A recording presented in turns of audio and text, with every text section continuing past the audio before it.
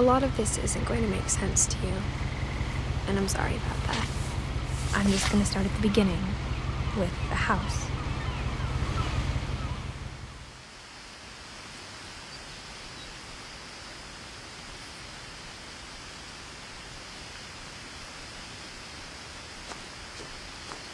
My brother Milton disappeared when I was 4. It was like the house just swallowed him up.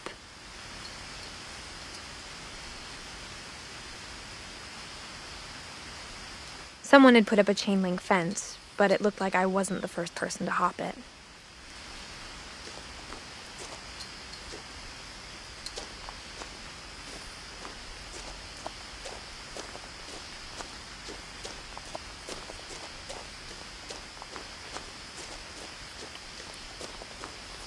I lived here until I was 11, but I wasn't allowed inside half the rooms.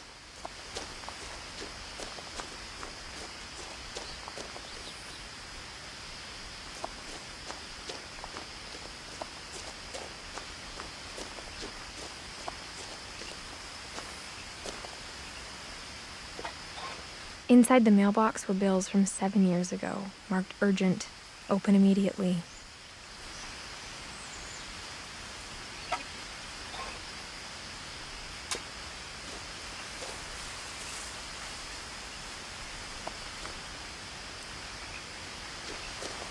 I hadn't been back since my brother Lewis's funeral.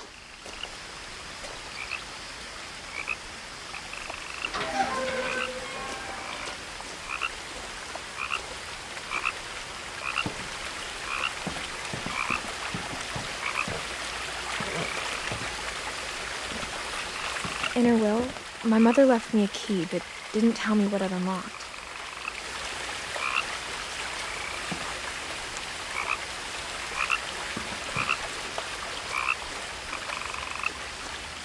Maybe she thought I'd know, or she thought that the mystery would be enough to bring me back.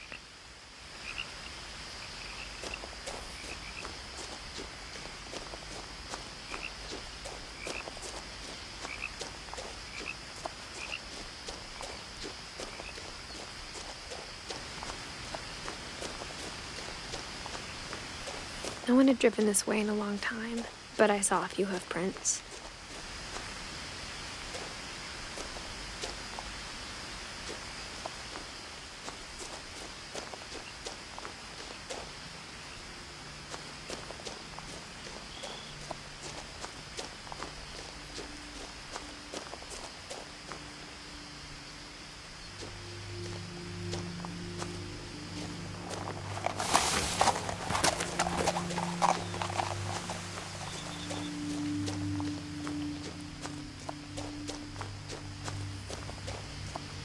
The truth is, even after I inherited the house, I never thought I'd come back to it.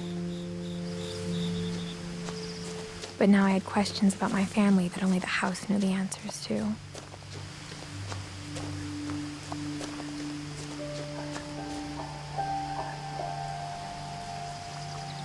The house was exactly like I remembered it, the way I'd been dreaming about it.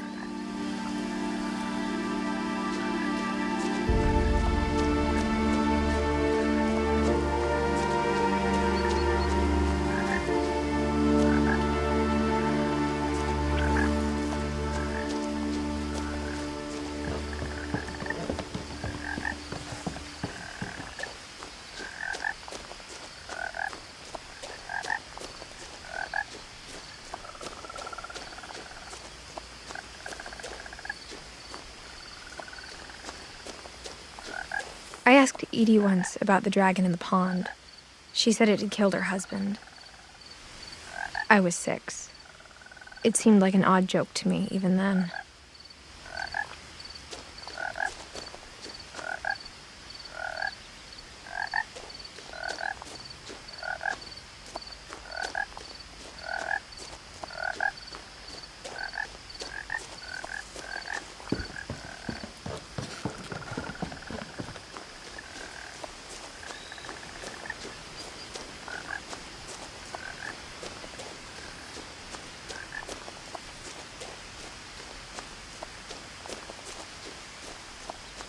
The woods around the house have always been uncomfortably silent.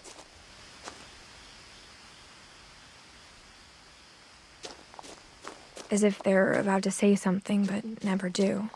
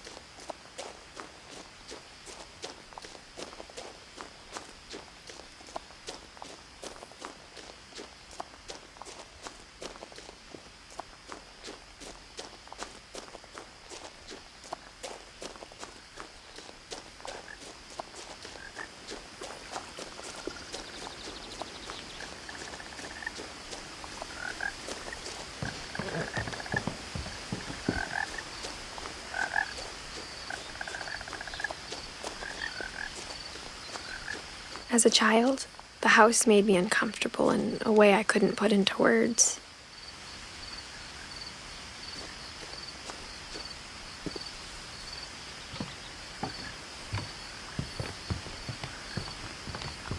Now, as a 17-year-old, I knew exactly what those words were.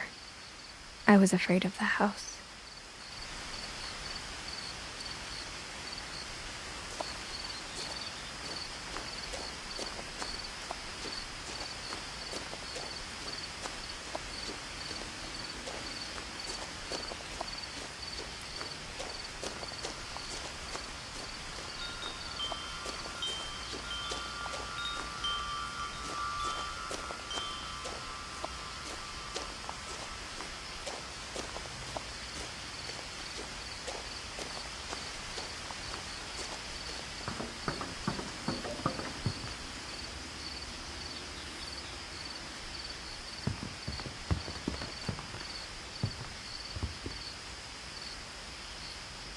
I hoped the key might unlock the front door. It didn't.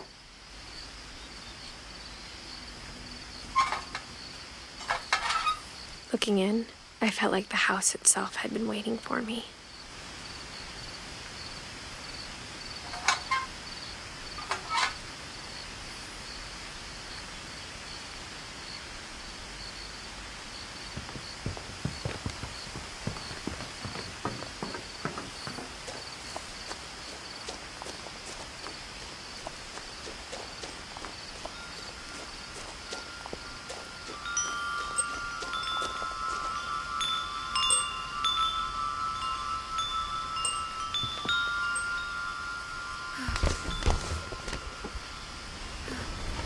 Crawling through the doggy door used to be a lot easier when I was 11.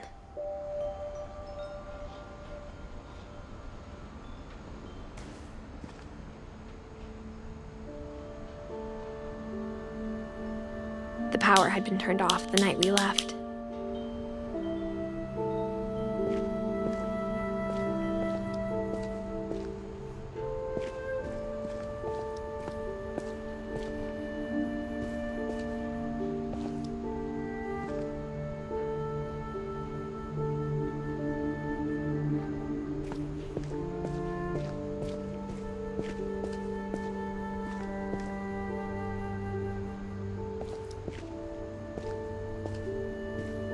For the first time in years,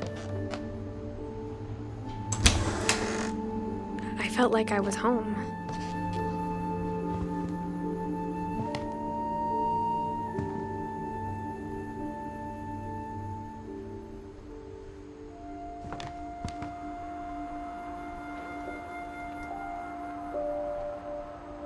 But instead of a family, there were just memories of one.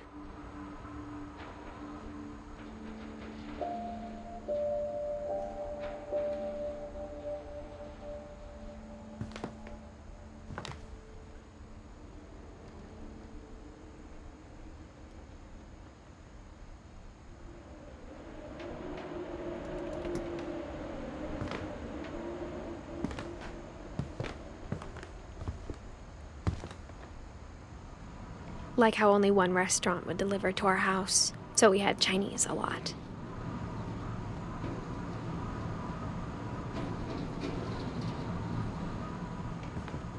Or how after Louis started working at the cannery, we all got sick of eating salmon.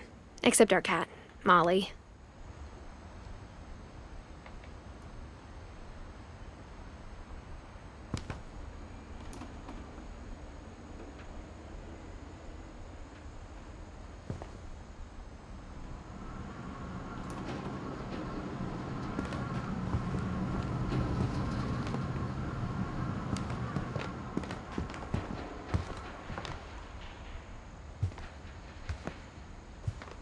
The table was still a wreck from the night we left.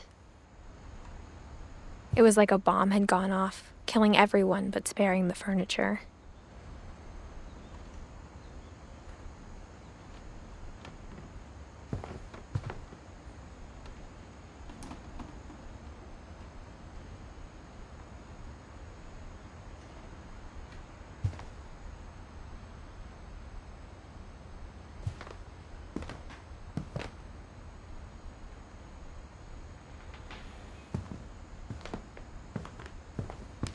My mom was the only one of us who could imagine Great-Grandma Edie living in a nursing home.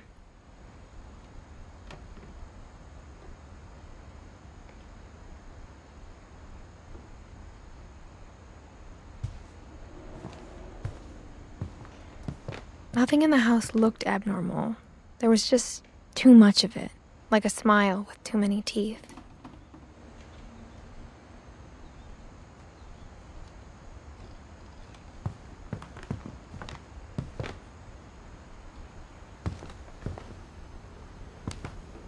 Even the fireplace had a story. Edie told me the bricks came from the original house, after it sank.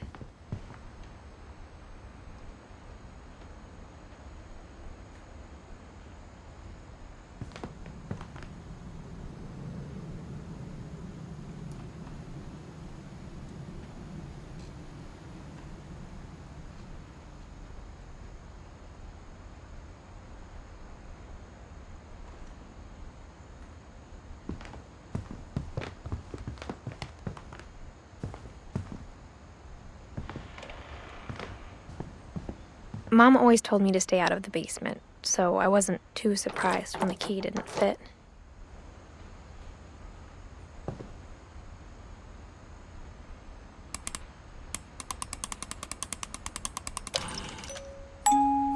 Great-Grandpa Sven built a music box for Barbara, along with the rest of the house.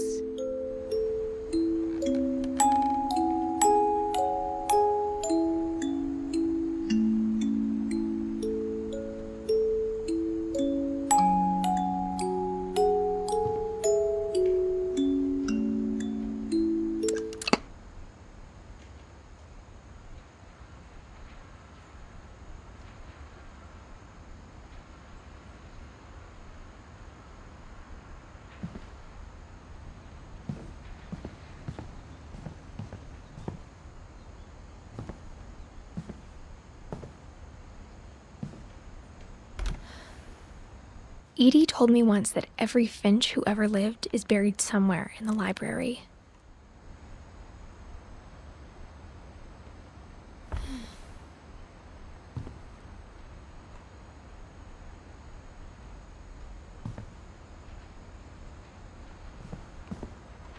My mom wasn't much of an optimist, but she never stopped believing that my brother Milton was alive.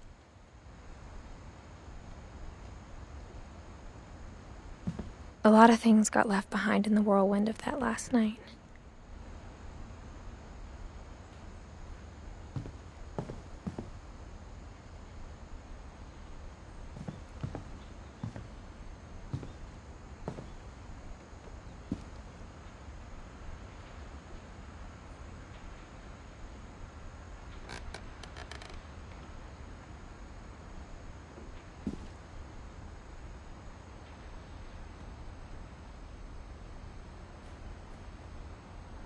After Milton disappeared, Mom sealed up all the bedrooms. Then Edie retaliated and drilled peepholes.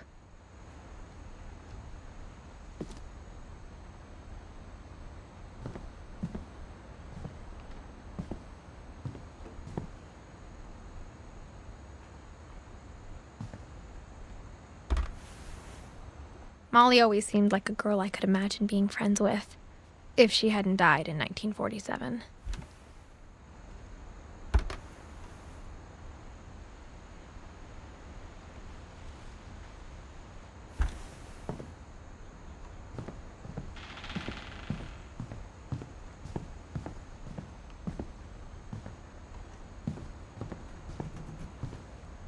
Whenever people ask me about my family, the first thing they always want to know about is Barbara.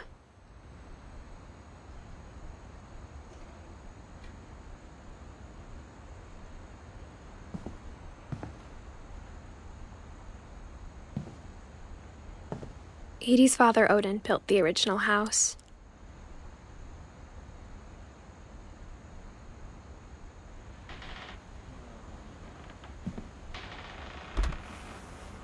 Barbara was a child star for 2 years, until America grew out of it.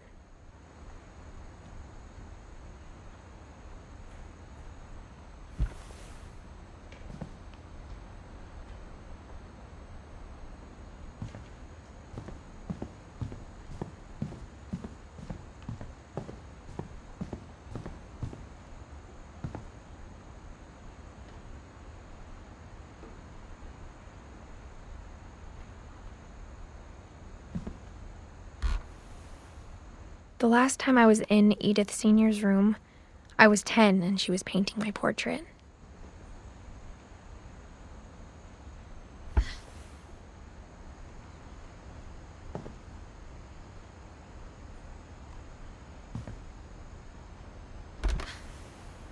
As a kid, I just assumed every house had peepholes and sealed rooms you weren't allowed inside of.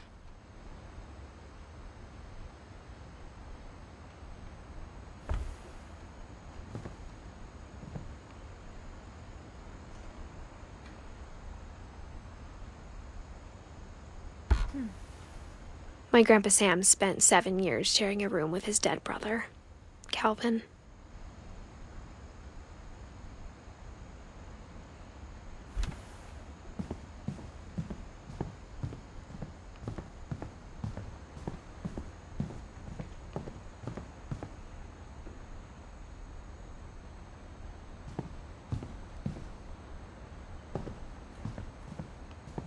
I spent a lot of time playing in Great Uncle Walter's room. I think my mom sometimes regretted not sealing it up.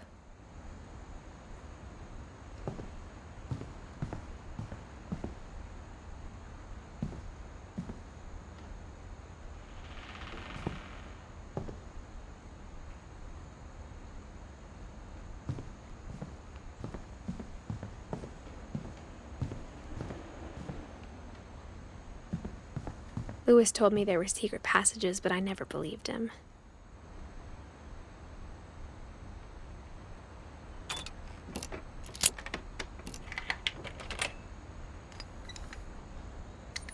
Turns out, my mom was really good at keeping secrets.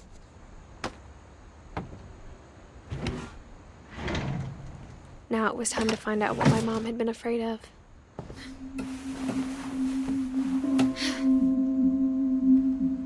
From the paintings on the wall, it was clear my brother Milton had been here before me.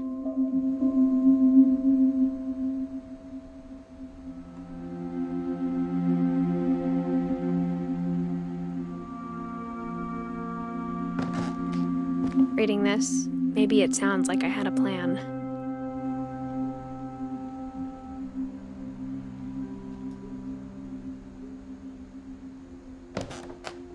But I had no idea what was behind that door.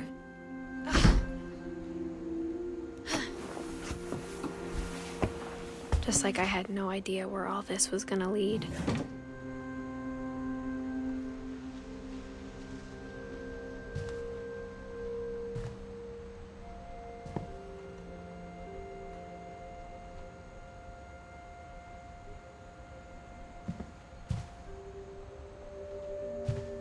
I grew up looking at Molly's room through the peephole.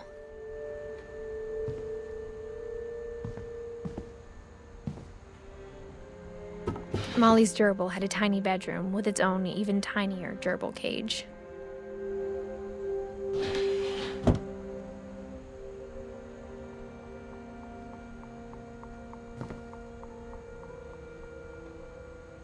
Being inside for the first time, I felt like I'd stepped behind a painting.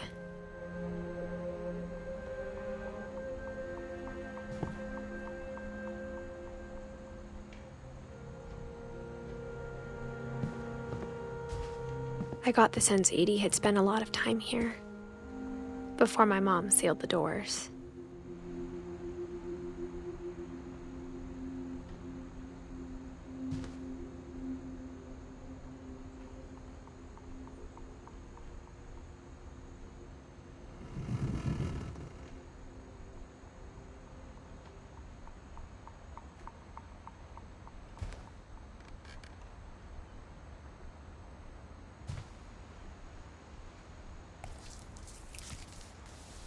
December 13th, 1947. Dear Diary, I'll be gone soon, but I wanted to tell somebody about what's gonna happen.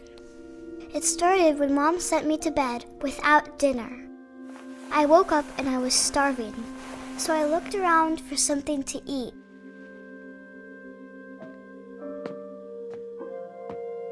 The gerbil food was dry, but I didn't mind it.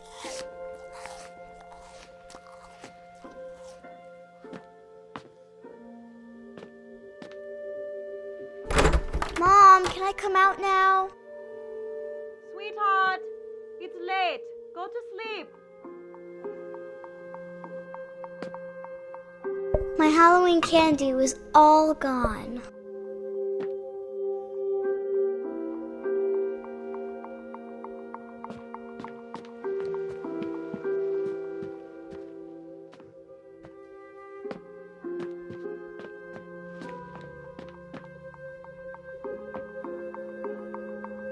I thought about eating Christopher, but I held back.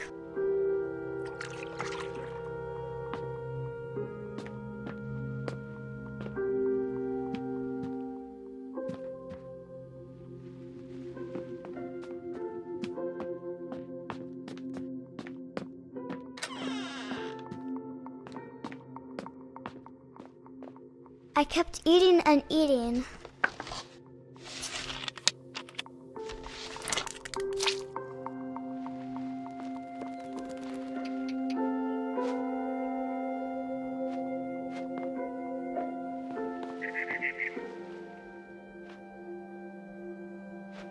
I ate a lot of things that night.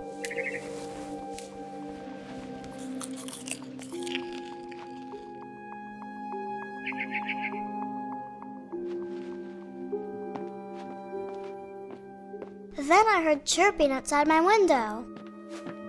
It was a barn swallow going back to her nest. I reached out for her.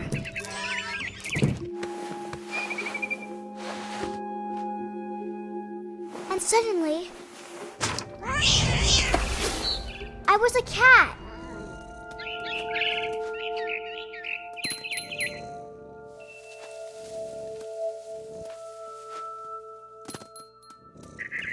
I tried to be quiet, but the bird was really scared.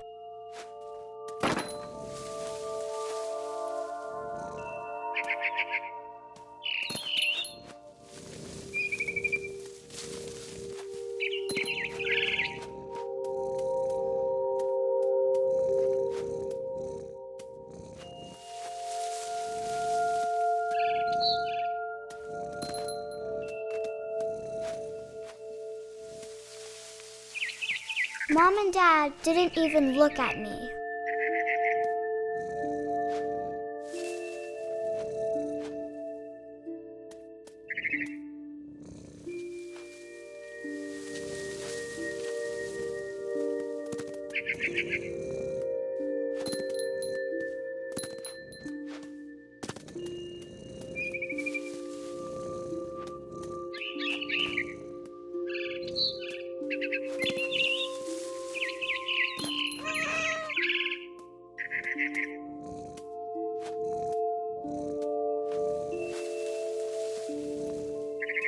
I jumped and I almost got her.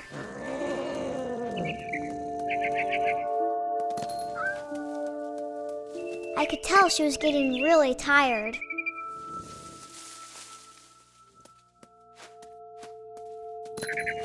Now I was up in the big tree. I promised Dad I wouldn't climb it anymore. All I cared about was eating that mama bird.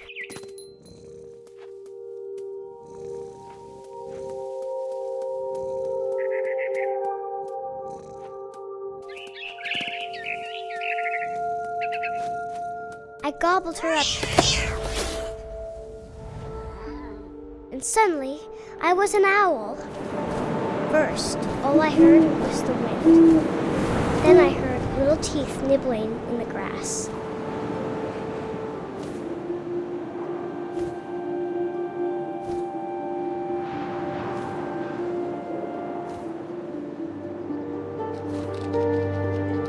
Rabbits.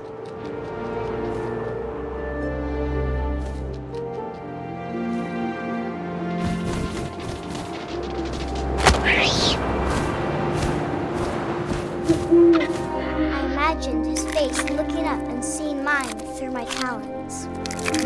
I swallowed him up, and I didn't chew one bit. Then I flew off to find something bigger.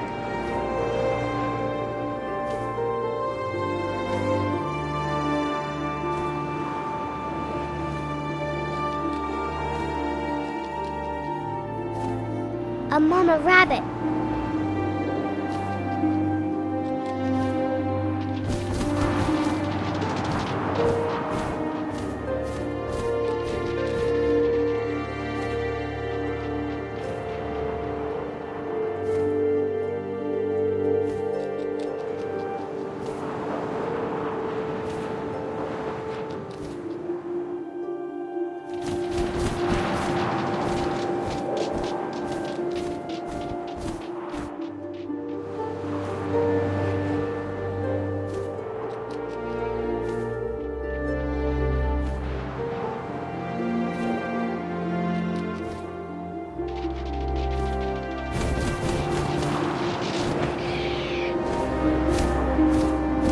She was almost too big to carry.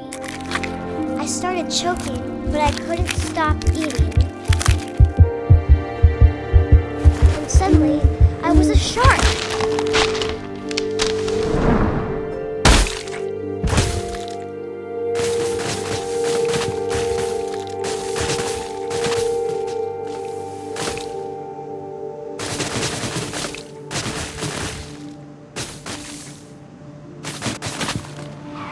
I rolled off a cliff and into the ocean. Now, I was hungrier than ever.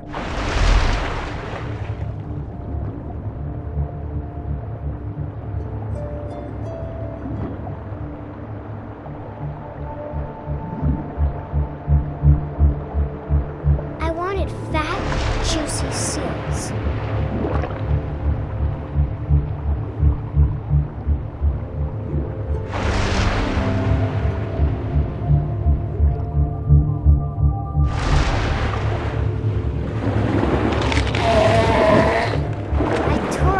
flipper, and it tasted really good.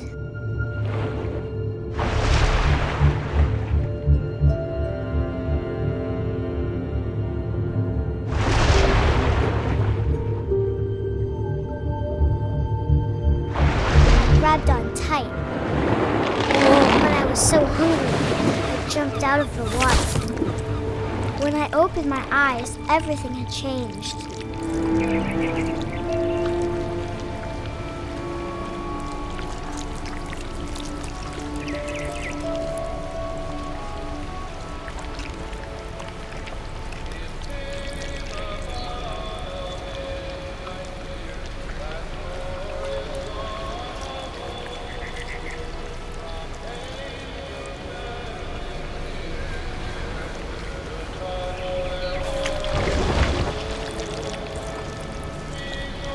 Now I was a monster, and I smelled people everywhere.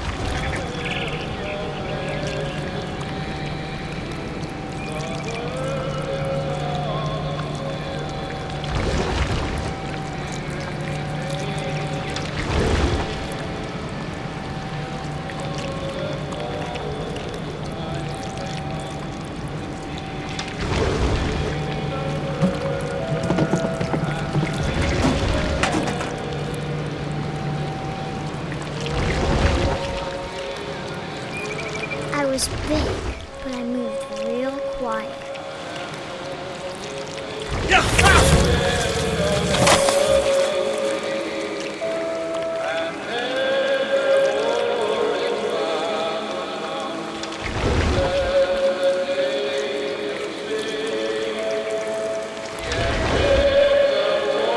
I wanted to stop, but also I didn't.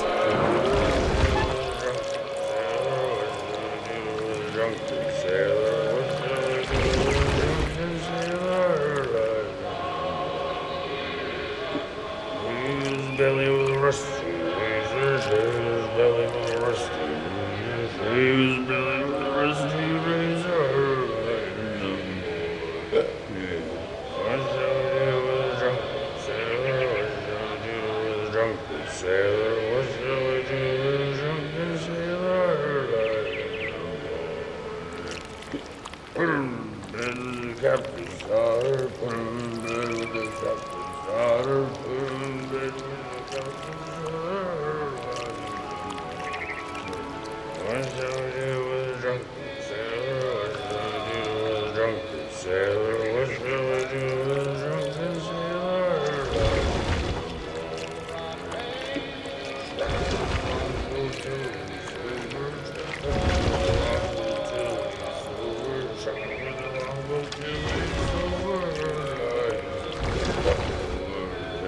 What shall we do with a drunken sailor? What shall we do with a drunken sailor? What shall we do with a drunken sailor? Put him in the scuppers with a hose pipe, hold him. Put him in the scuppers with a hose pipe, hold him. Put him in the scuppers with a hose pipe, hold him. What shall we do with a drunken sailor? What shall we do with a drunken sailor? What shall we do with a drunken sailor? Heave-ho, she rises, heave-ho, she rises, heave-ho, up she rises, like no more.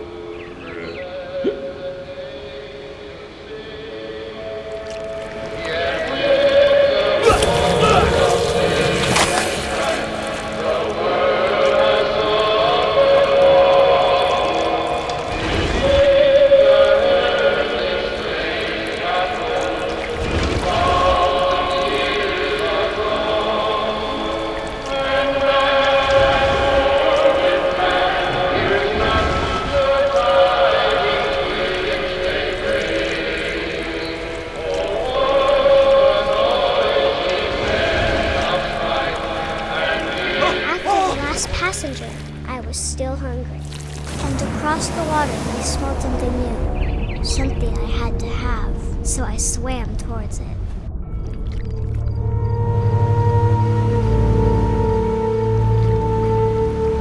I slithered onto the sand, and the good smell went into the pipe.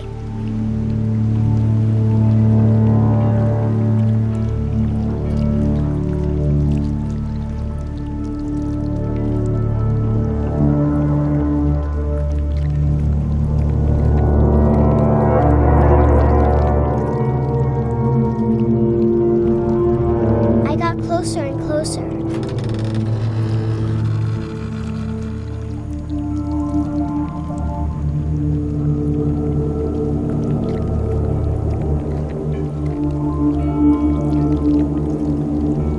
All of my stomach started growling. And suddenly, I was me again. I held my breath for a long time, but I couldn't hear anything. I think it's waiting for me to fall asleep. But it's not going to wait much longer. It needs to feed, and we both know I will be delicious.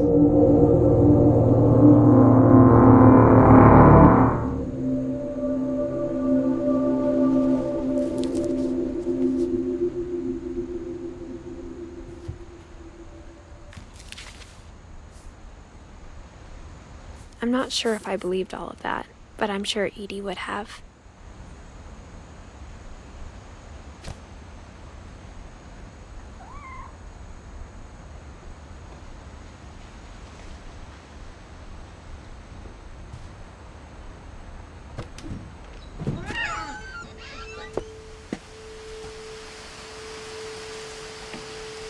This will be obvious later, but my mom never told me any of these stories. Edie would have, but Mom didn't like bringing up the past. Though, when we adopted a stray kitten, she was the one who named it Molly.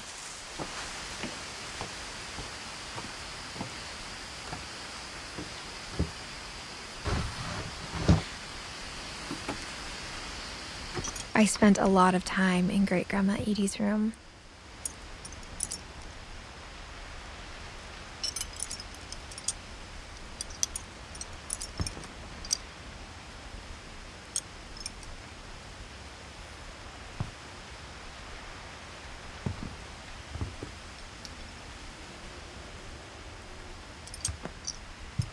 Louis died a week before we left, but Edie had already started to memorialize him. Edie knit me a new pair of gloves every year, just in time to replace the old ones.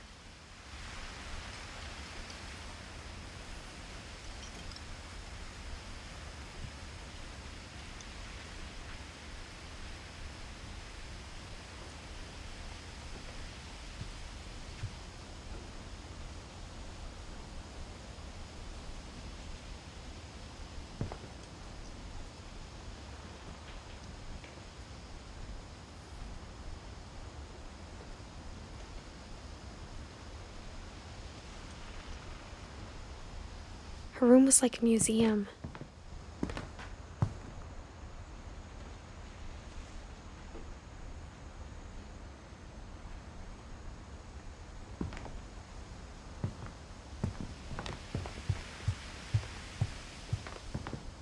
Even in her 90s, sometimes Edie seemed a lot younger than my mother.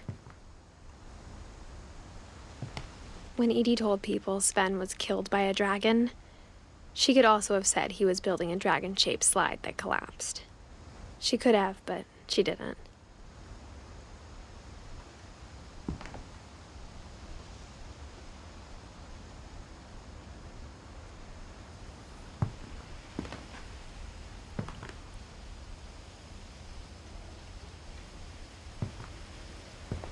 One summer, they evacuated the island, but Edie refused to go. For a few weeks, she was a celebrity.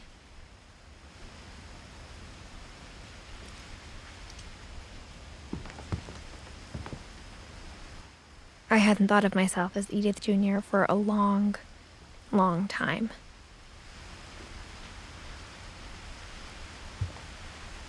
Edie gave a big interview about a mole man living under the Finch house. My mom was furious.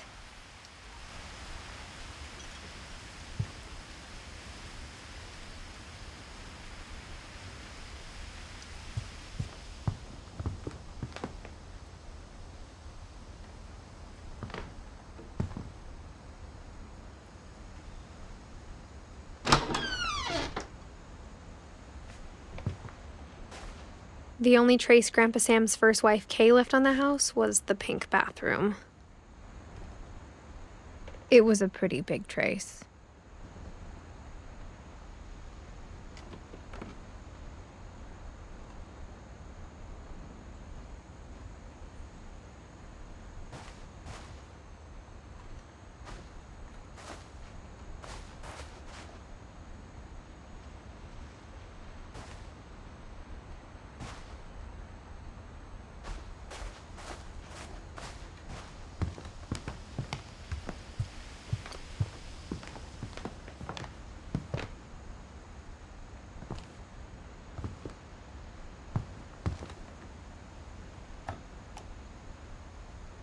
For 500 years, the Finches have been famous throughout Norway for their fortune and misfortune. Odin Finch buries the latest victims of the family curse, his wife Ingeborg and their newborn son, Johan. On January 7th, 1937, he set sail with his family and his house, hoping to leave the curse behind. But 40-foot waves off the coast of Washington send the house and Odin to the bottom of the sea. Odin's daughter Edith, with husband Sven and baby Molly, step ashore on their new home, Orcas Island. Odin Finch is the first to be buried in the new family cemetery. His daughter Edie is already dreaming of a new Finch house.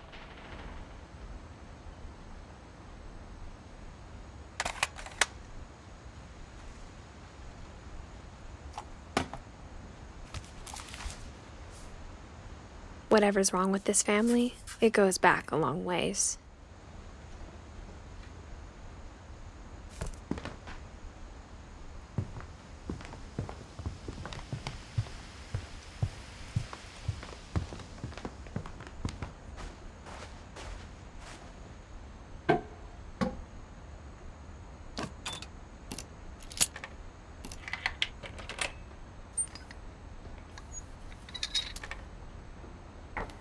There's a secret in this bathroom.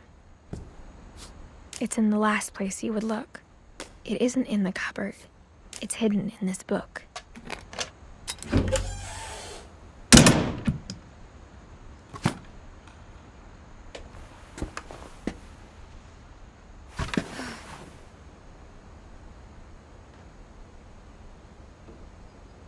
Sven gave Sam an old camera he'd refurbished. He never put it down.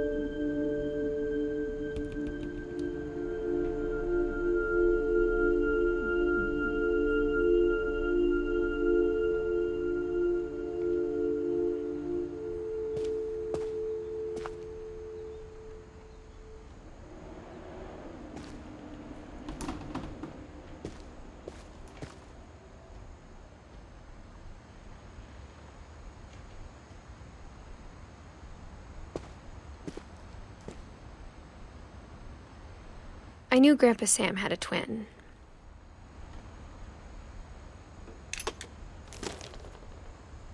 And that he never talked about him.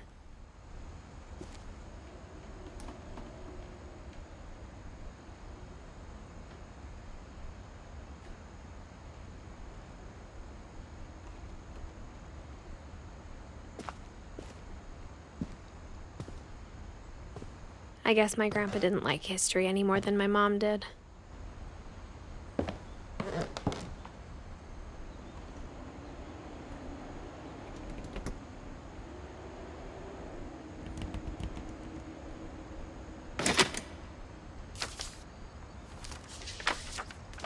How I Want to Remember My Brother by Sam Finch.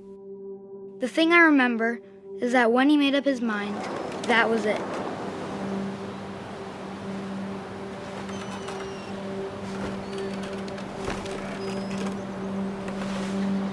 My brother said he'd die before he ate another mushroom, and he did.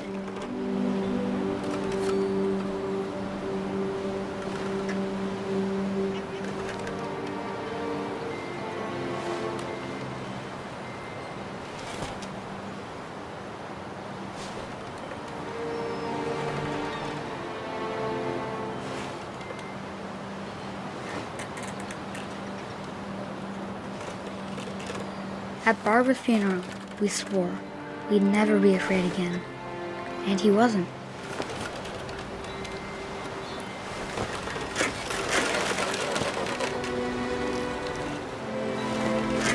I think Calvin always wanted to fly. Sam! Calvin! Dinner's ready!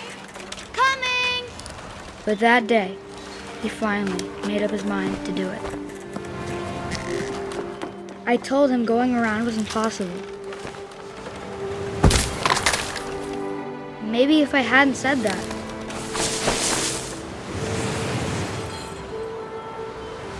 Calvin! I'm not gonna tell you again! Maybe if the wind hadn't picked up, then maybe he'd still be here. But I doubt it.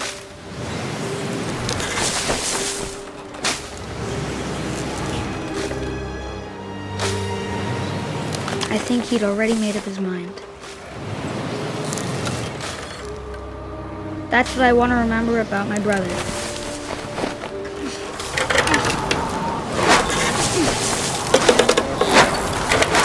The day he made up his mind to fly. And he did.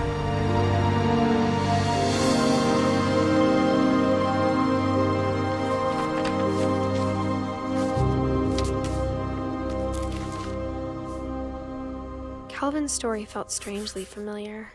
When I was younger, I remember trying to do the exact same thing.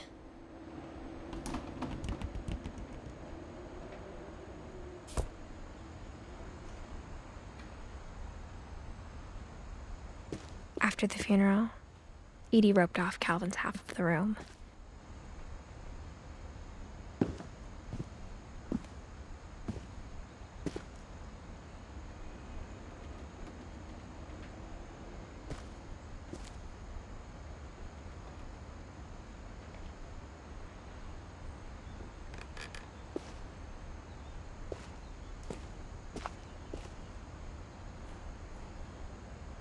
Mom said Grandpa Sam enlisted at 18 and never set foot in the room again.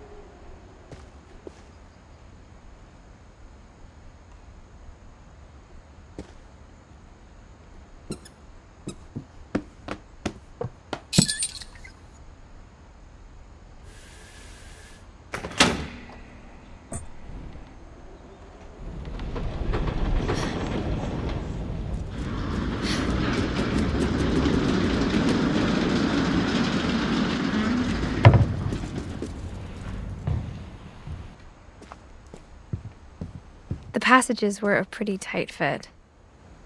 They'd obviously been built for smaller hands and bellies.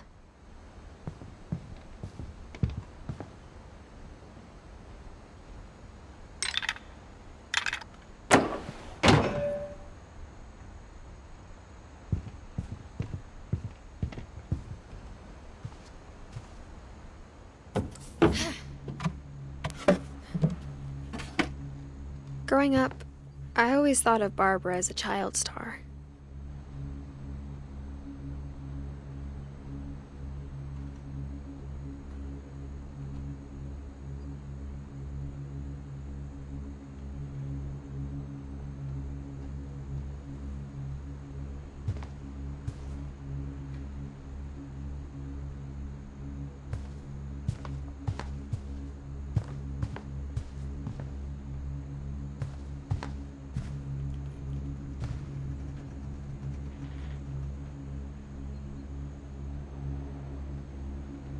I never thought about how hard it must have been for her afterwards.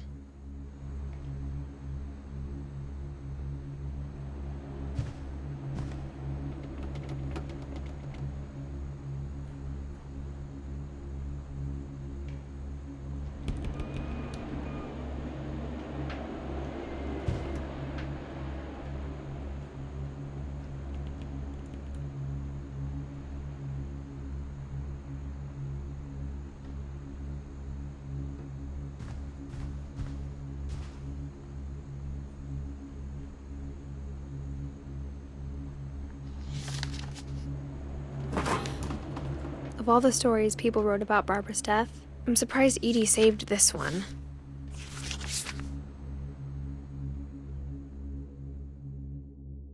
Old Jack here with another ghastly tale inspired by America's most unfortunate family. I'm calling it The Surprise Ending of Barbara Finch. As a child star, Barbara was famous for her scream.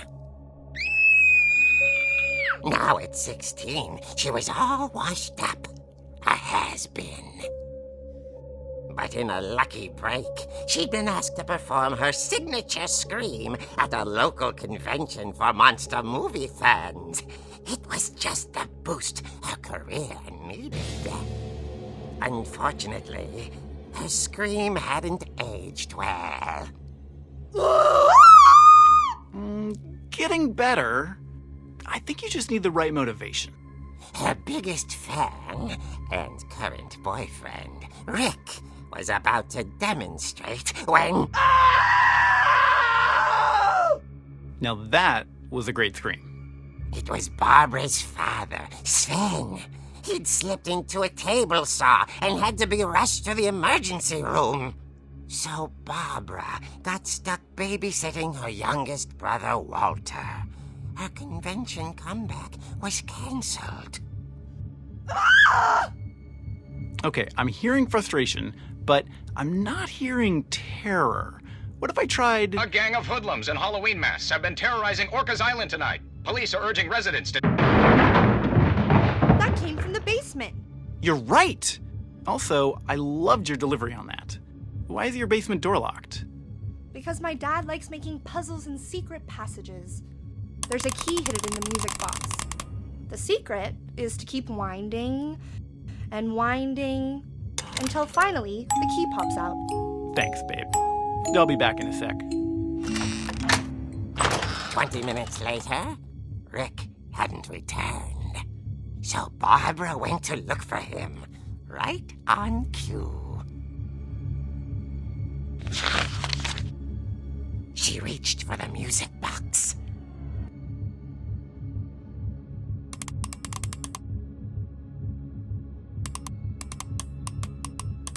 And as she wound the key, she listened for Rick, but the house was silent.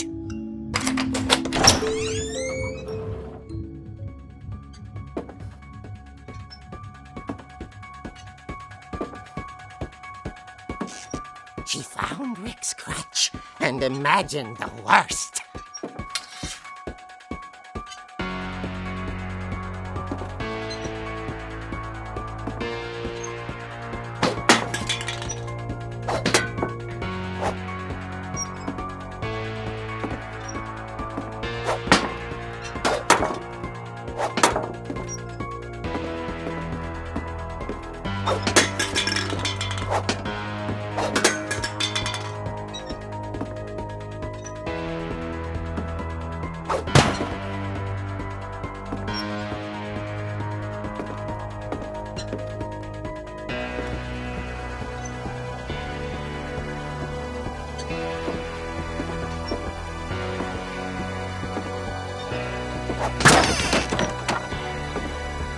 gang's leader is the infamous Hookman killer, Dr. Carl Hamill, who impaled and then ate his family 10 years ago tonight.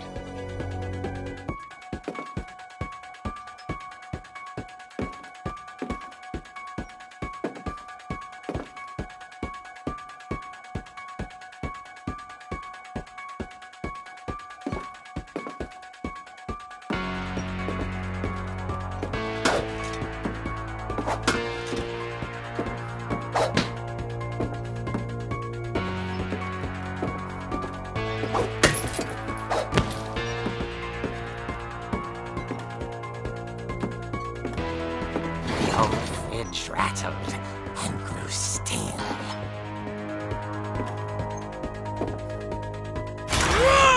Oh dear! Oh! Rick? Barb, relax. I was just trying to scare you to help you find your scream. Well, I'm not scared, Rick. I'm furious. Then act furious. All I'm getting from you now is that you're hurt and confused and She threw him out, but she kept a little something to remember him by. Barb, have you seen my other crutch? And she was still holding it when she fell asleep watching the late picture show. Hours later... Barbara! Walter, what's going on up there? Ah! Okay, I'm coming up, but if this is a trick, you're dead, Walter.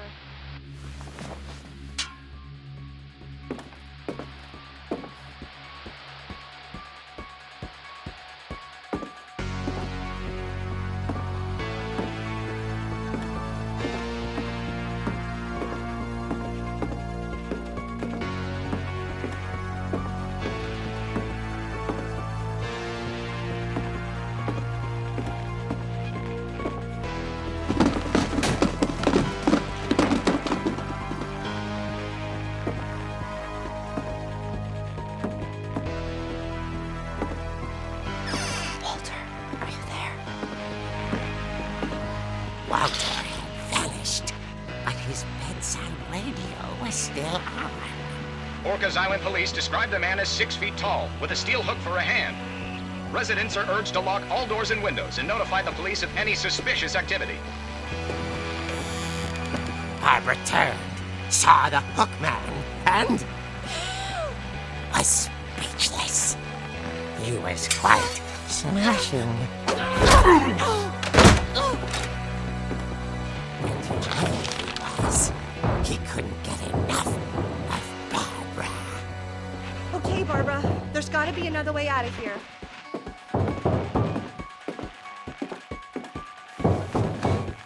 That night, she played her part beautifully.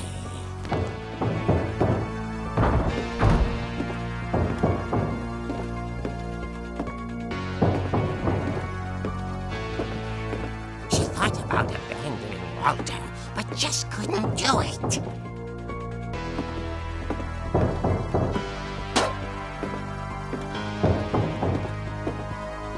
Molly's door hadn't been opened in years. The hinges groaned.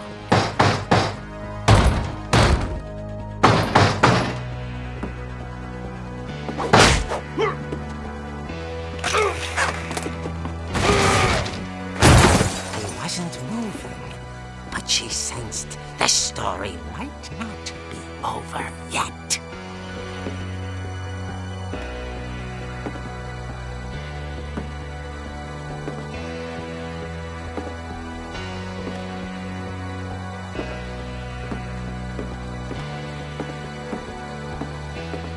The hookman had vanished. She listened for his breathing, but all she heard was...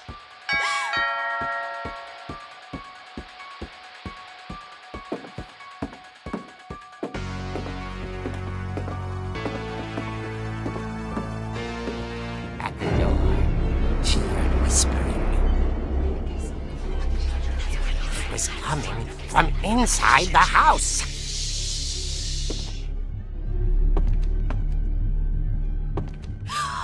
Oh dear. Surprise! You were wonderful. The monsters had come to surprise her. For Barbara, it was a dream come true. Then she saw what kind of monsters they were, and she realized what was about to happen. She was going to be famous. And with her final breath, Barbara Finch gave the performance of her life.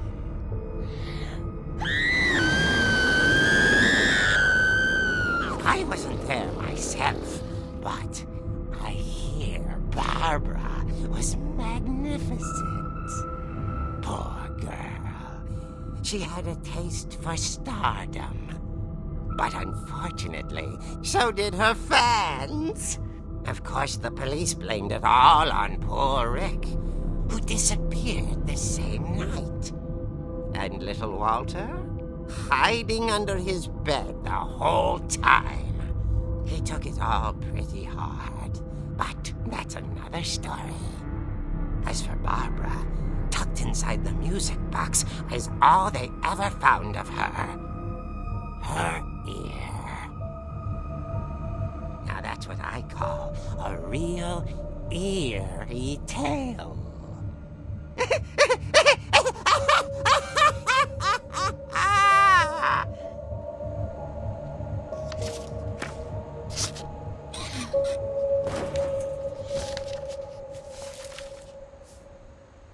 Edie told me all Barbara wanted was to be remembered, as absurd as that comic was.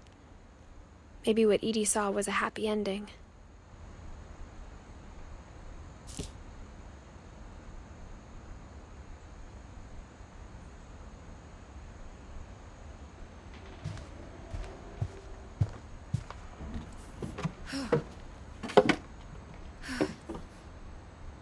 I guess now I know why Mom didn't like me playing with the music box.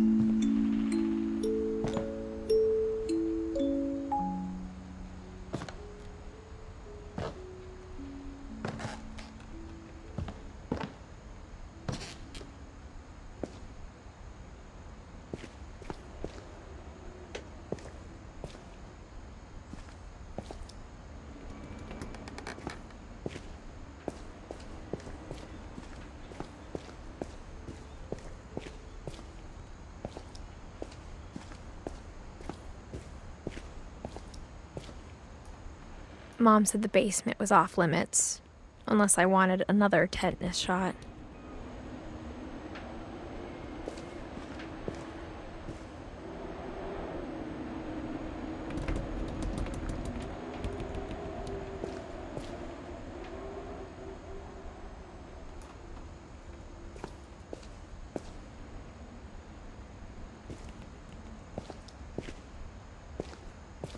I saw Edie sneak down to the basement once, carrying packages.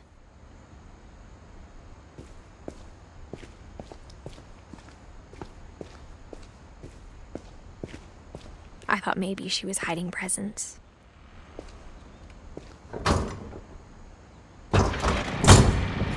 It turned out she was hiding a lot more than that.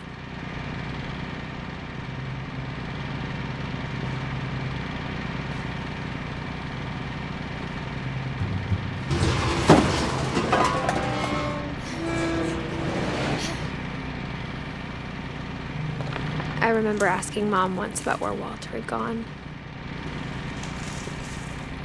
She said after Barbara died, he got as far away as he could.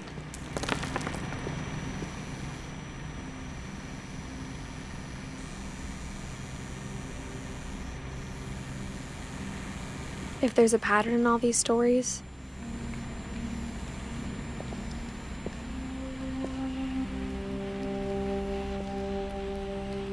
I think it's that none of us has gotten very far.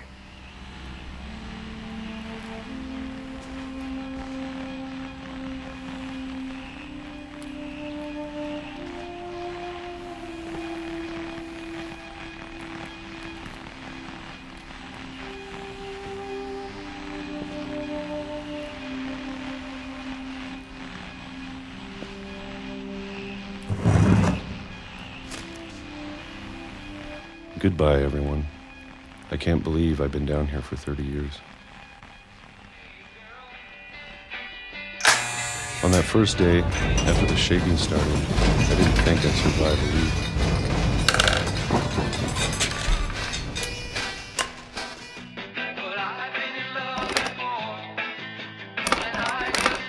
But after a few days, I settled into a routine. That's what kept me sane.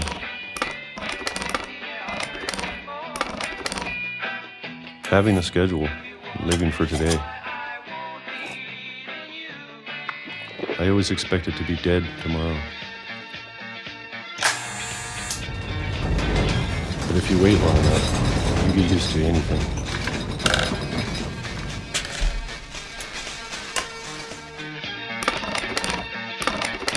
Even a monster on the other side of the door starts to feel normal. Almost friendly.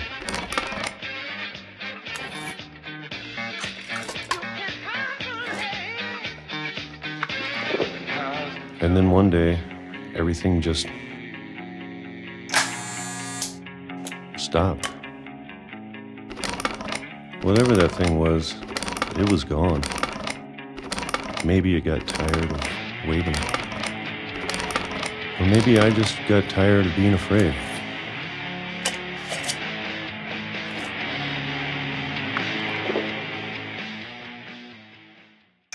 It's been a week now, the longest in 30 years.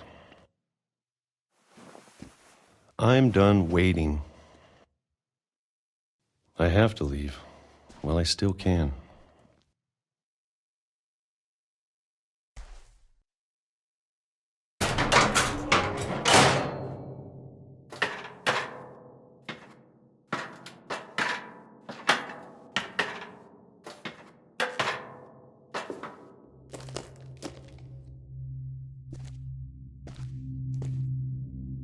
I know it's out there, somewhere. Whatever killed Barbara and Molly and Calvin.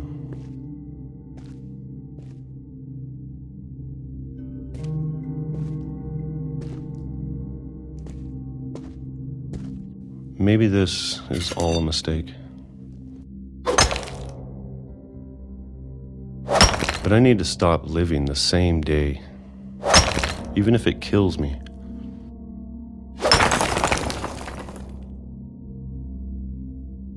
Whatever's out there, I want you to know I'm ready for it. I'm going to appreciate all of it, especially the food. I don't mind if I only have a year left, or a month, or a single week. I'd be happy with one more day. I can already imagine the sun on my face.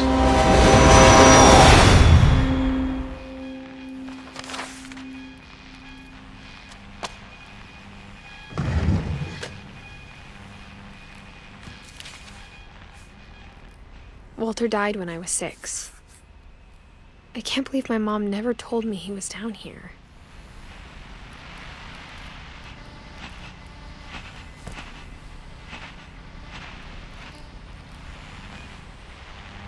I'm sure my mom was trying to protect me.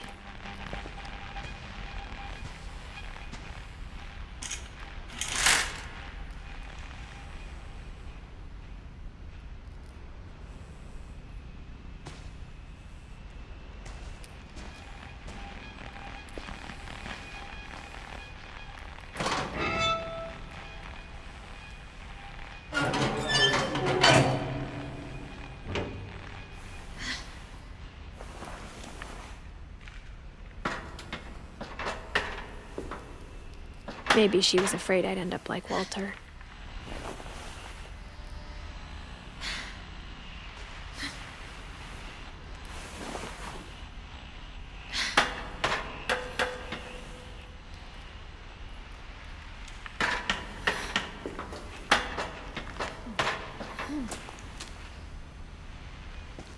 But if she never told me about an uncle under the house, I can only imagine what else she was hiding. I don't want to make the same mistakes she made, trying to bury something that's still alive.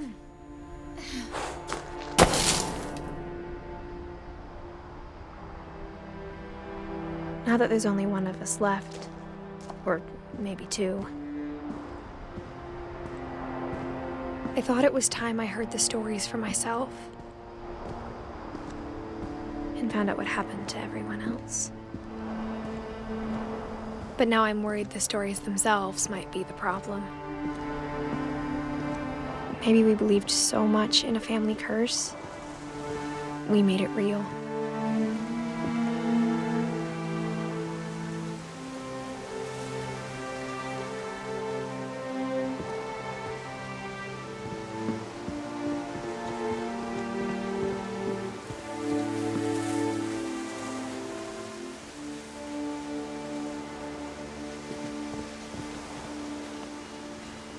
I don't know if I should even be writing this.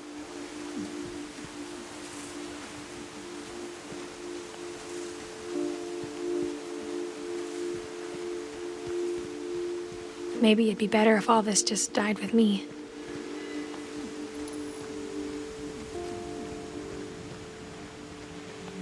But I thought you should know about your family.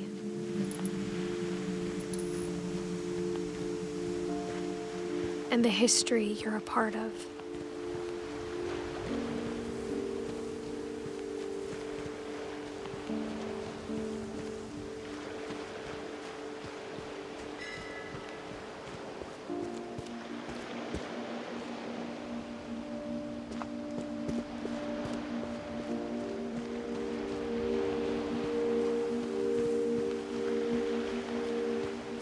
Though to be honest, I feel as lost as you probably do right now. I think the people in these stories believed them, for what that's worth.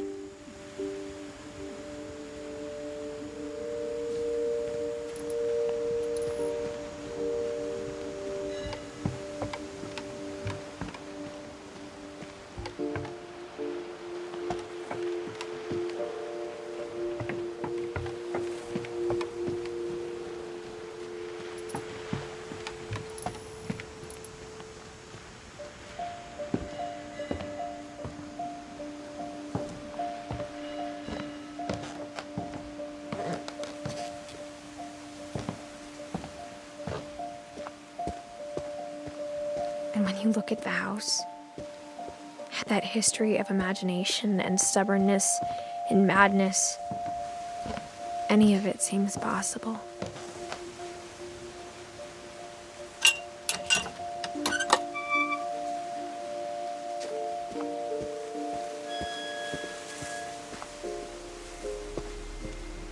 I think we've been surrounded by death for so long, we've just gotten used to it.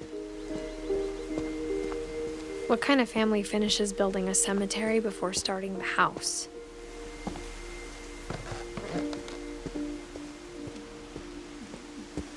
It's embarrassing for me to admit this, but the pet cemetery made me more uncomfortable than the human one. 3 of the gerbils were mine, and 2 had been my fault.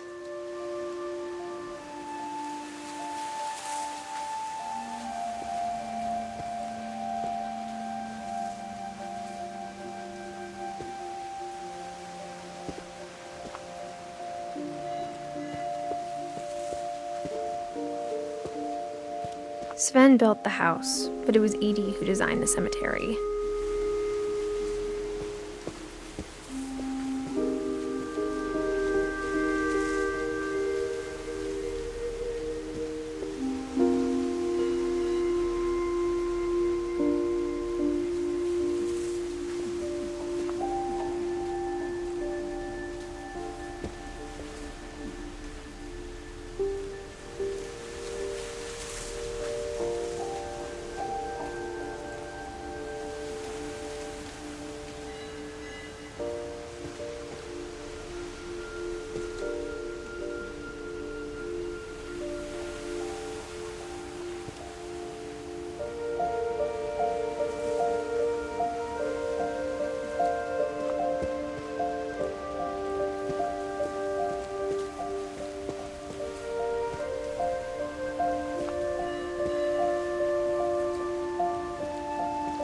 I'm sure Odin's monument had been Edie's idea. My mom was always trying to move on, but for Edie, the past never went away.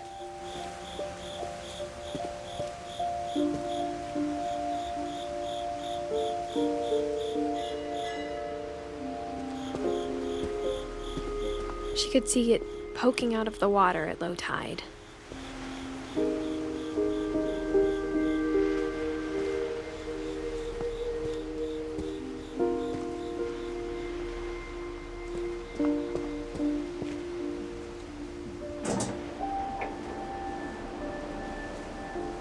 Edie said she dreamed about the old house every night.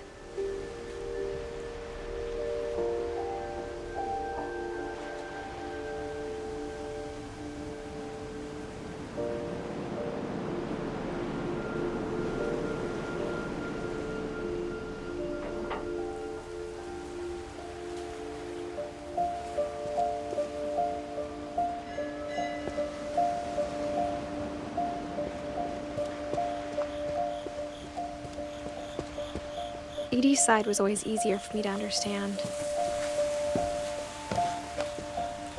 But the older I get, the more I can see where my mom was coming from. Her dad had been pretty strict, but it wasn't enough to save her brothers. She was just trying to do better.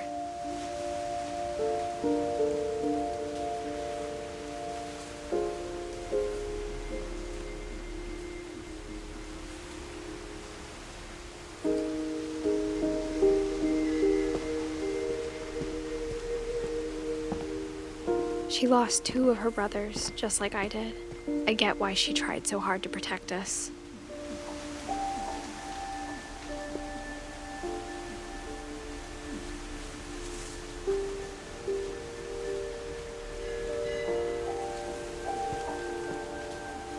We never found Milton's body, so my mom insisted we were putting up a monument, not a tombstone.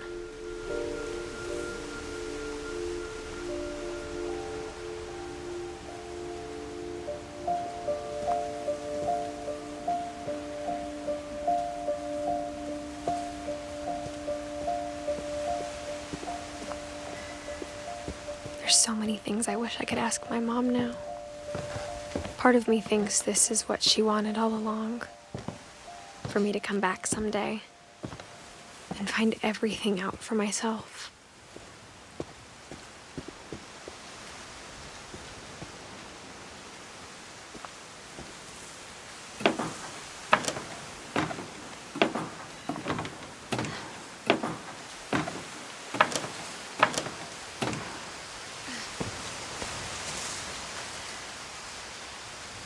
But looking back on it now,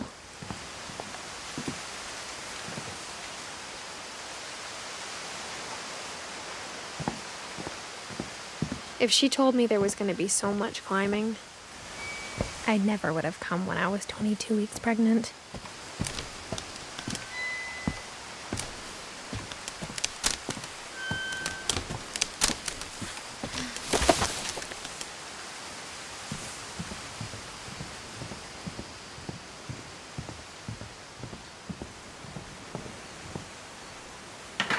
I never met Grandpa Sam, but I think he and my mom had a lot in common.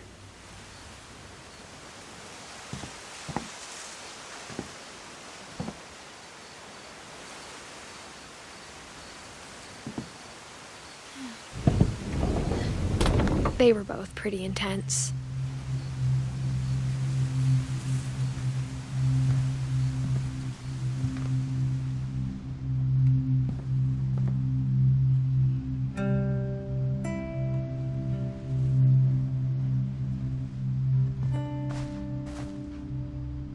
Instead of hiding from death, Sam seemed to go out of his way to meet it.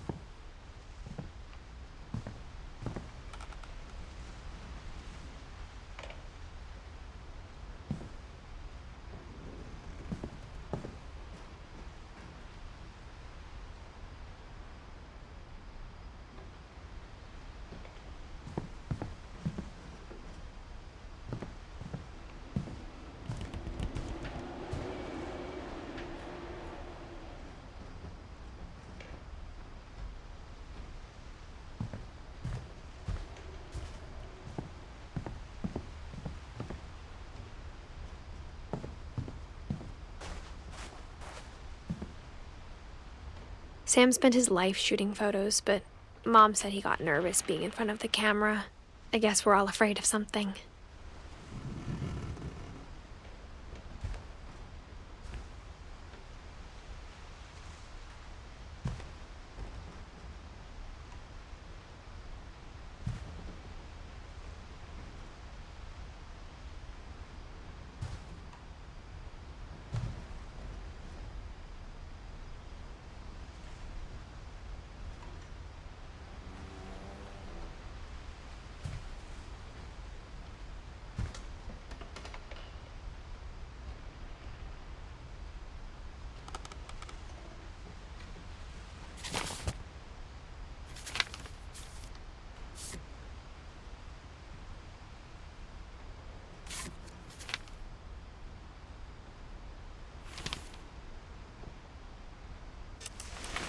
Dawn, I promise, you'll never forget this weekend.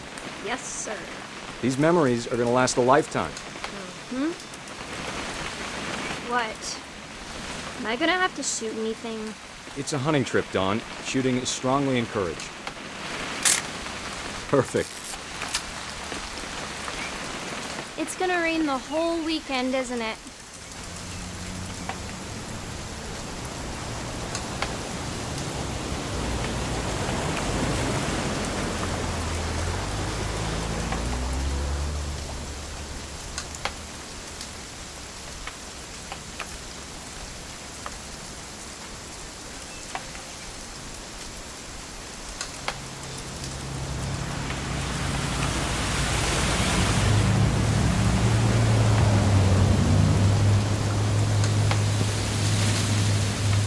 Never forget this weekend, Dad.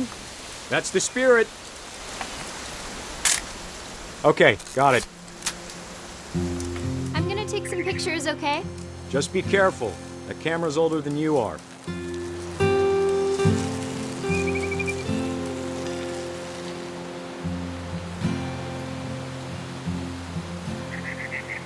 You're right, Dad. It's starting to clear up.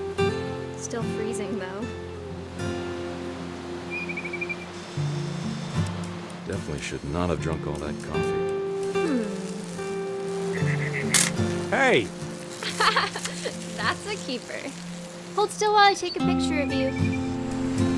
I'm just saying, I'm not always gonna be here, Dawn. You'll need to remember this stuff, if you want to survive. I'll be fine, Dad. You know who else thought he was gonna be fine? Some guy who died.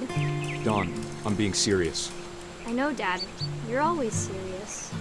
Doesn't being out here make you want to chill out? Well, to tell you the truth, I haven't been out here in 20 years.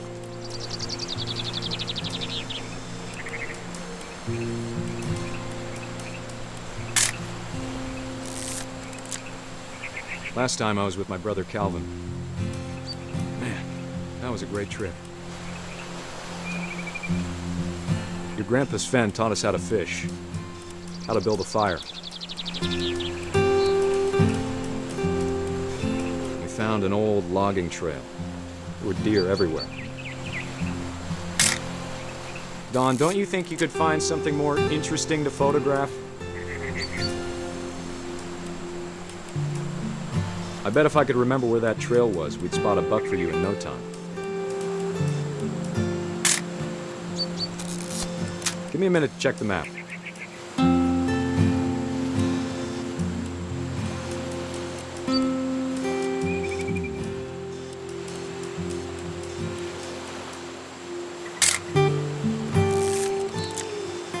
Let's see.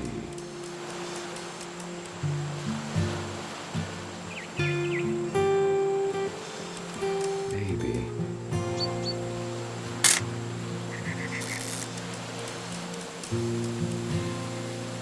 Or was it?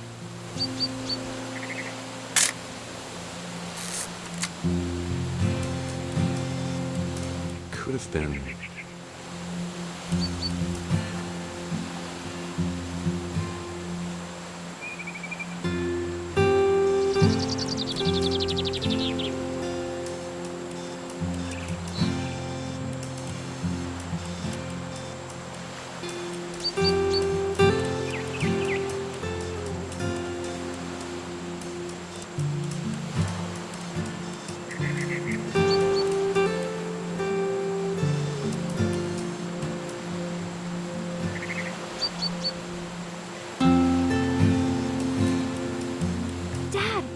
Good eyes, Don.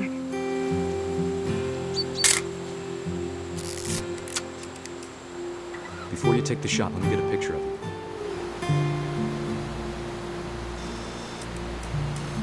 Dad, I...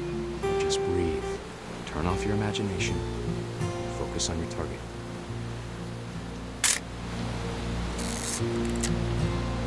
Let me get behind you. Do I have to do this? Dawn, you don't have to do anything. But if you want to survive, you'll need to be strong.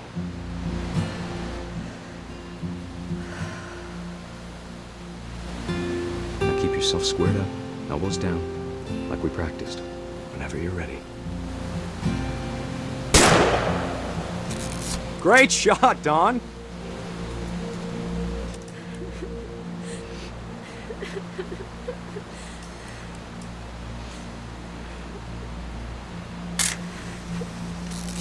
I'm proud of you, Dawn. Always remember that, okay?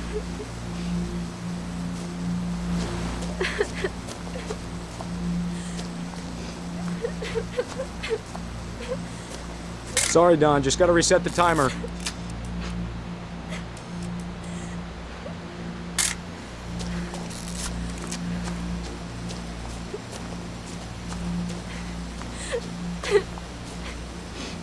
Dad, it's twitching. I think That's it's totally normal, Dawn. Just focus on the camera.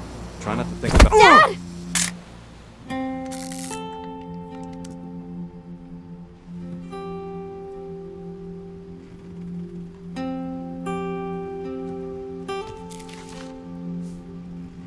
Of all these stories, that's the one I wish most that my mom had told me.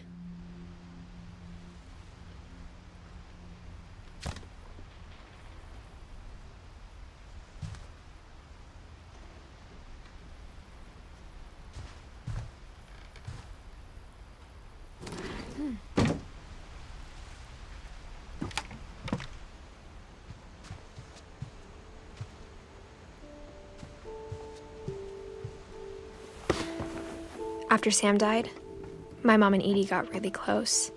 They'd both lost a lot.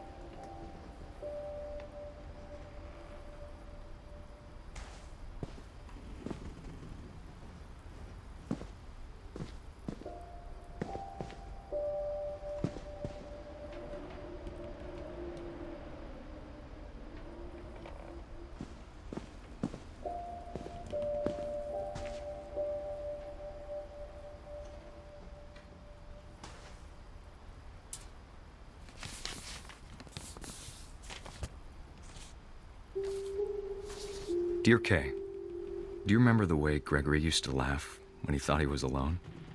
Like something funny was happening, but only he could see it.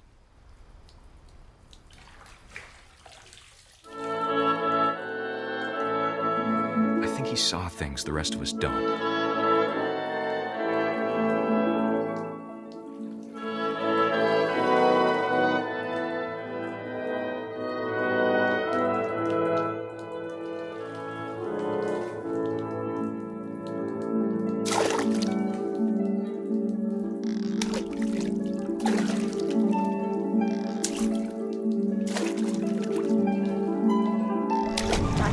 Gregory, it's time to... Hold on, sweetie. Hello? Sam, I told you I don't want to talk right now. I wonder what he saw.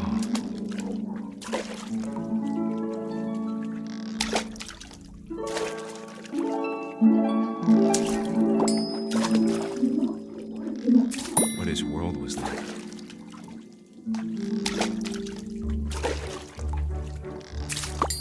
He reminded me so much of Calvin. Lost in his imagination. Whatever it was he saw, it sure made him happy.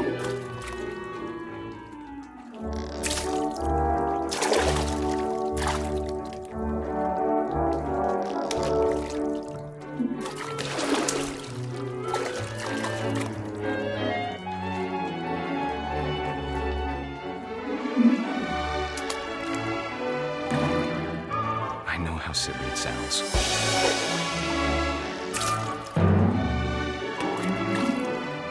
But I worried about a baby being too happy. But I could feel her slipping away. Sorry about that, Gregory. I know you did everything you could. Maybe if I hadn't called that night. Damn it. Hold on, I don't want Gregory to hear this.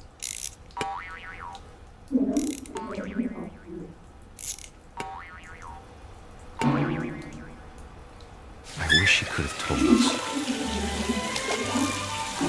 about the world he saw.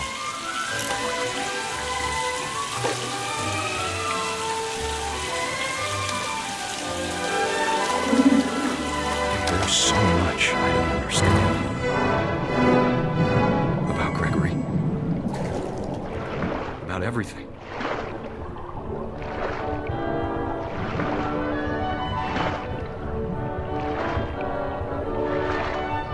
But I know what happened wasn't your fault.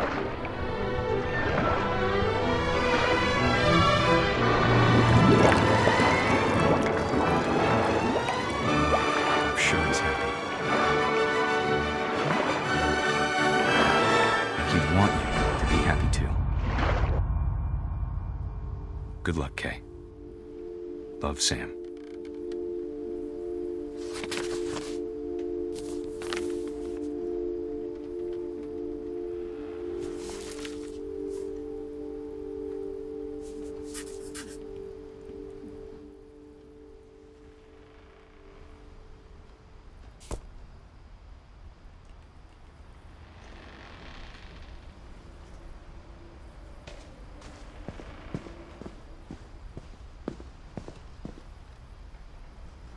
I can't imagine my mom ever writing poetry, and yet...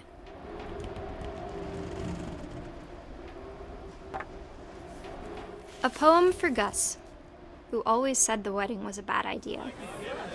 Our father never hit us kids, at least not very hard, before the day my brother said with teenage disregard that he'd be dead before he'd see a wedding in our yard.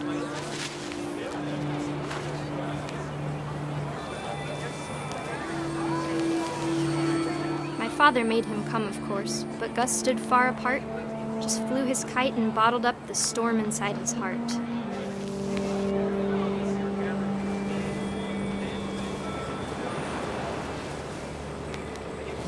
I tried to talk him out of it, but though he'd never met her, We don't need a stepmom, were the words that I now pronounce you husband and wife. You may kiss the bride.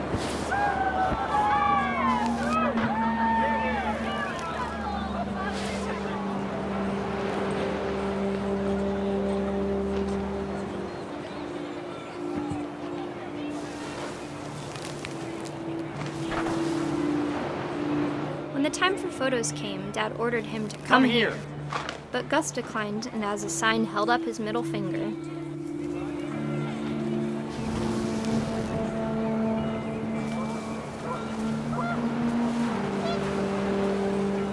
The wind picked up and panicked geese appeared and quickly went. But all the humans did that day was go inside the tent.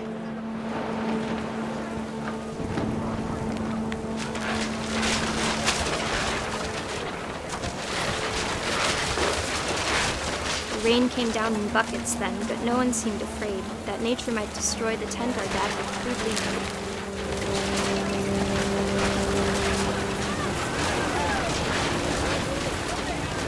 The thunder sounded much too close and full of angry power, but all my father said to this was, "Make the music louder."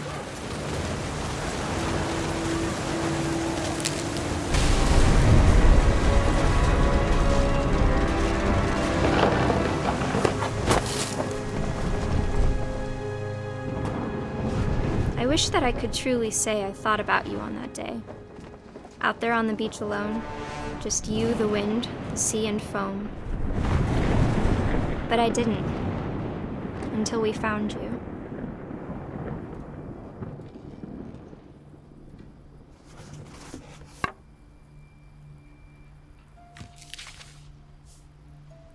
She never talked about him, but Mom told me once if I was a boy, they were going to name me Gus.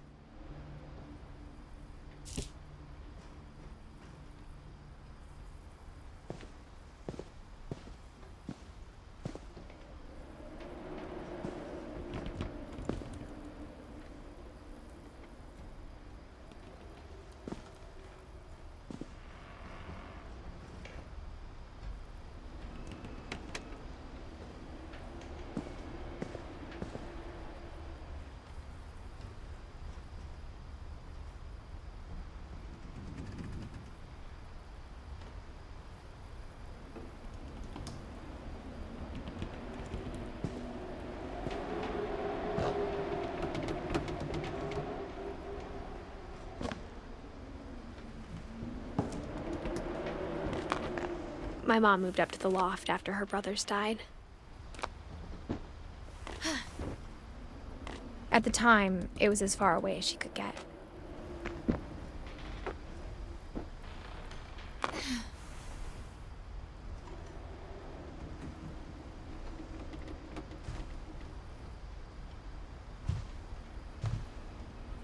Religion was another thing my mom never talked about, but I think it helped her a lot after her dad died.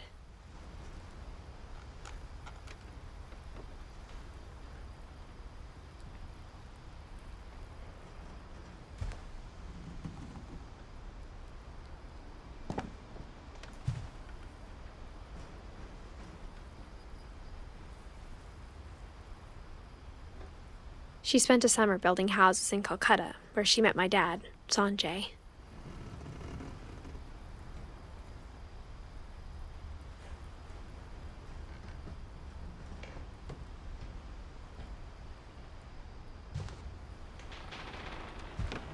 My mom moved to India a week after graduation and got a job teaching English. Louis was born a year later.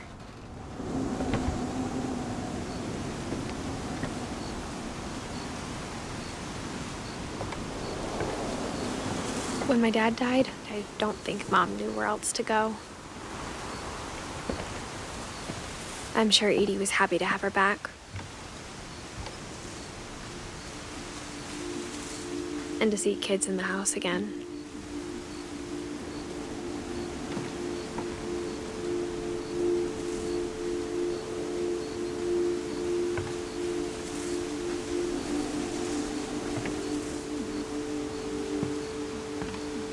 The house had to get a little bigger, but Edie was used to that.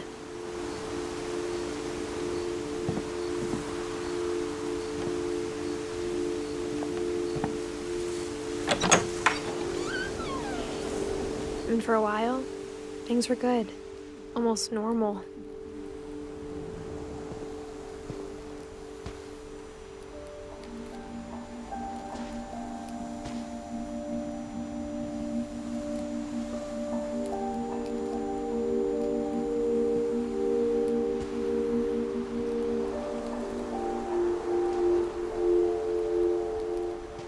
But it didn't last.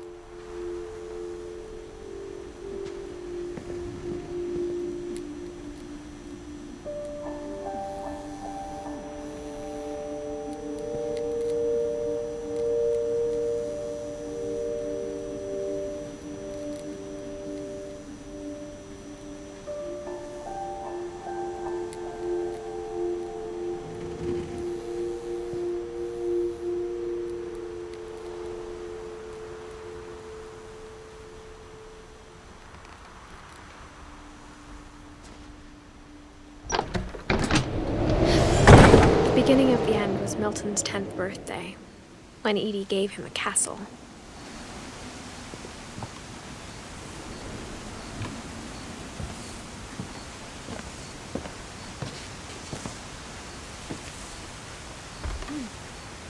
After Milton disappeared, the only thing he left behind was a room full of paintings.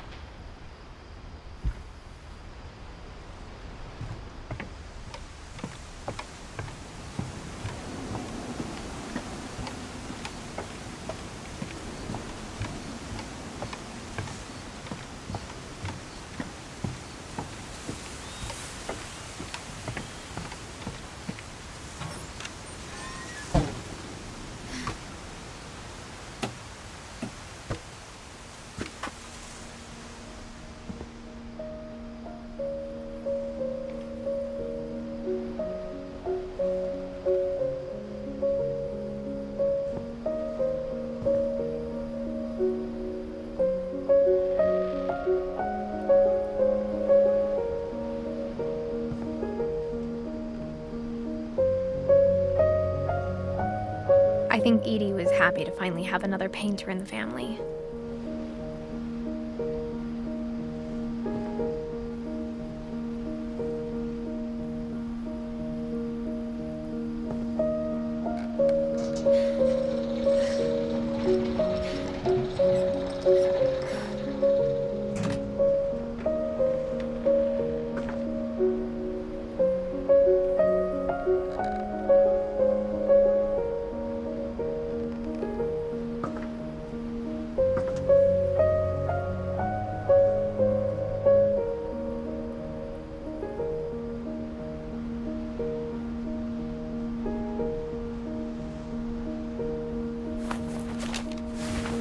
Milton Finch in The Magic Paintbrush.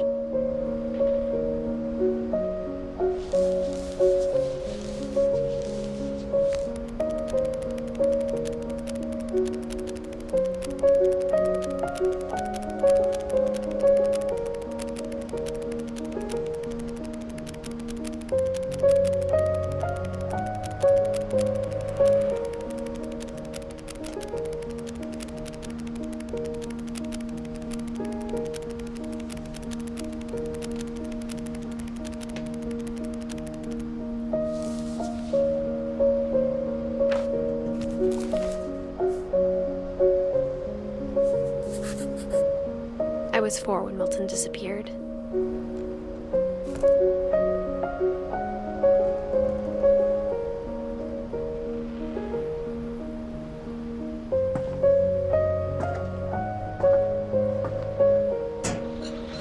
Mom spent months searching for my brother. Then she sealed the doors.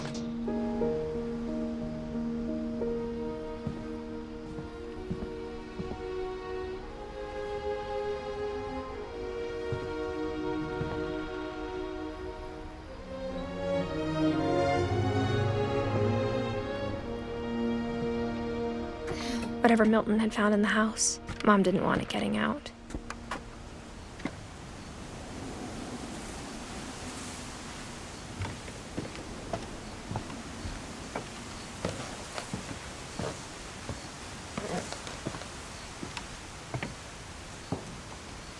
Mom definitely blamed Edie, but I think Louis blamed himself.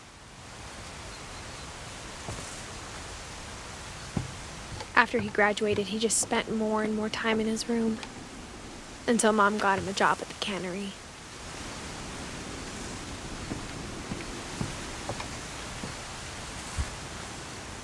Everyone always told me to stay out of Louis's room, except Louis.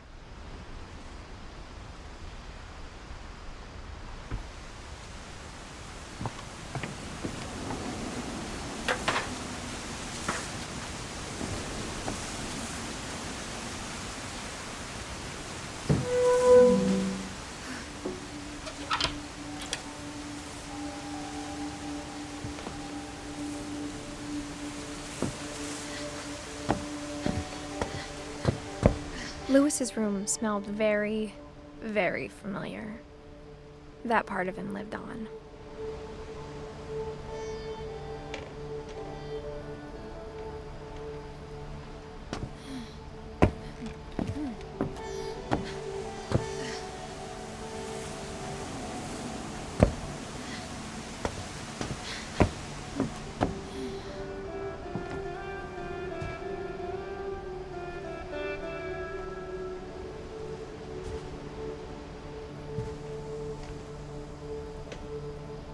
Louis and I spent a lot of time playing games together, but he was surprisingly bad at them. He died a lot.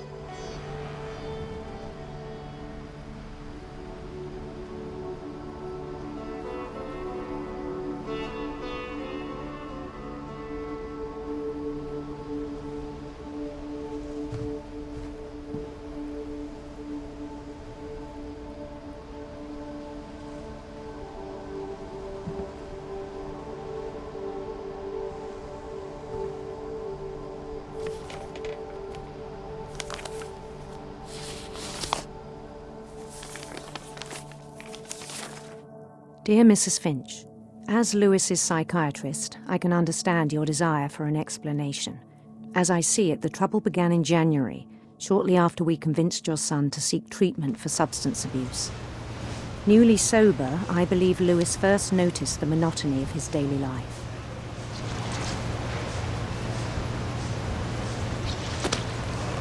He kept working at the cannery, but he withdrew part of himself. In our sessions, I saw the same behavior. His mind began to wander. I asked him to describe it. He said he started small, imagining a labyrinth. He'd feel his way about. Then something moved. Bats and toads.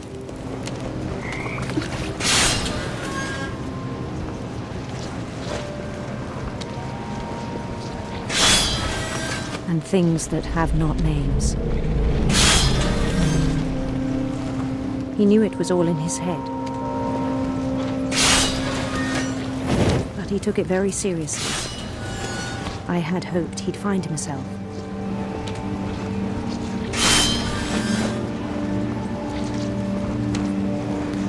But he found something more.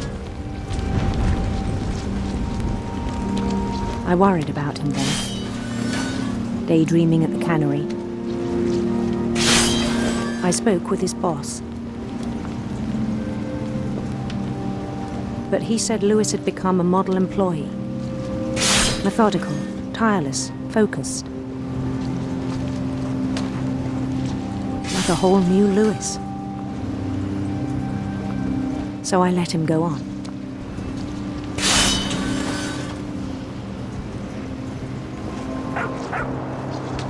I even encouraged him. It seemed very promising at first. He told me he'd made a new friend.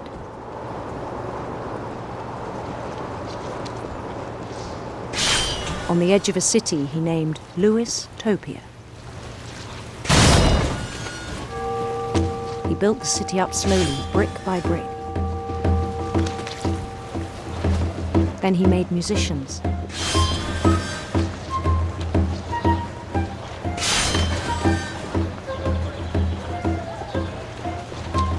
and songs for them to play.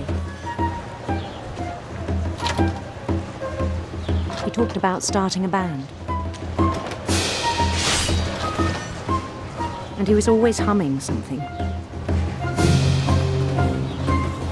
Every day his imagination grew stronger.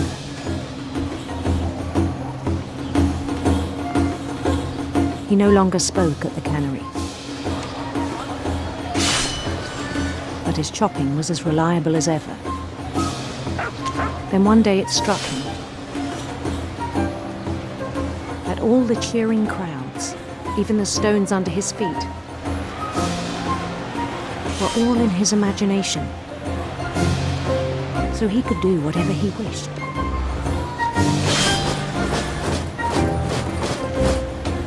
He held an election for mayor. And he won. They begged him to stay, but his mind was already wandering. It became a game for him.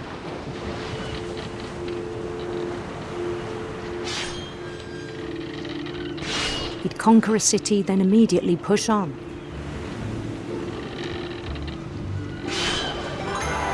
New Louisville.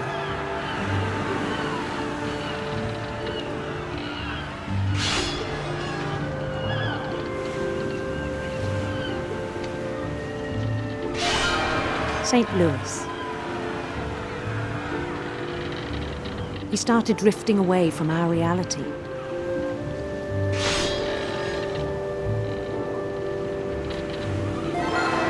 Minneapolis, until one day he forgot to go home from the cannery. Even as his mother pleaded with him, part of Louis kept sailing on.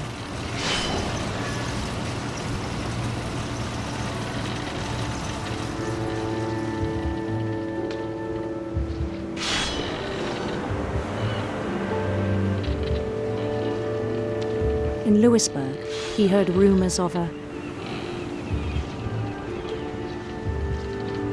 handsome queen.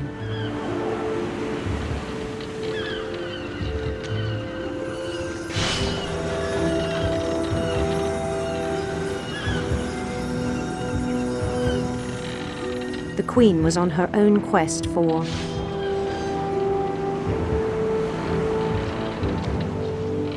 sinister serpents.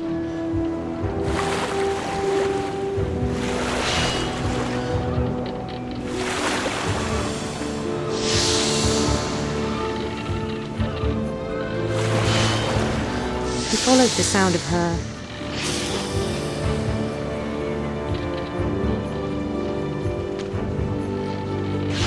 electric sitar.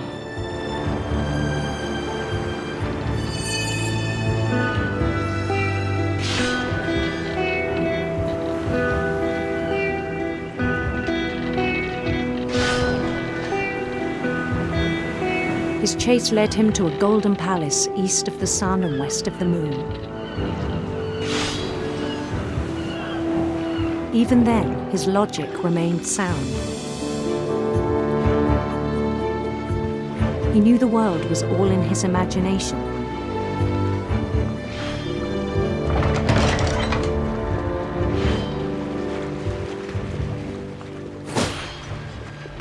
But he was so proud of having created it. In his own eyes, he'd become something greater than a king.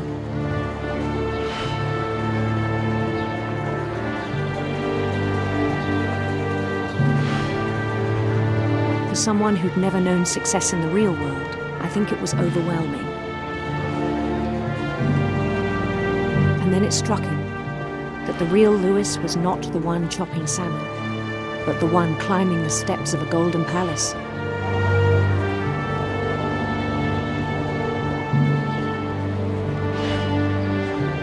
My imagination is as real as my body, he told me. It was hard to argue with him.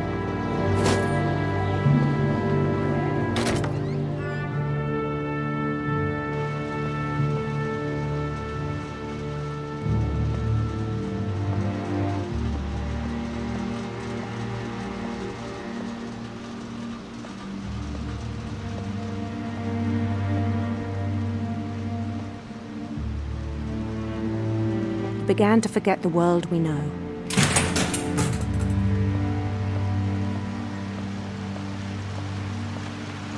I think it pained him to remember Lewis, the cannery worker.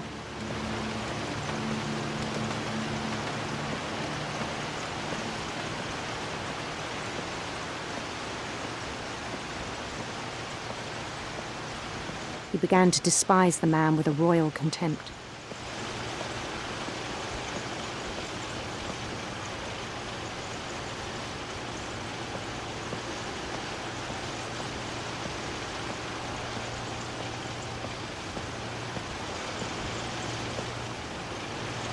I still thought I could save him.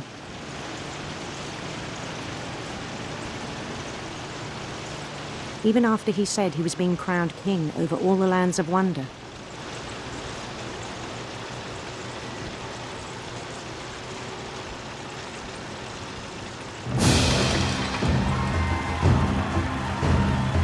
The palace would be packed with his companions.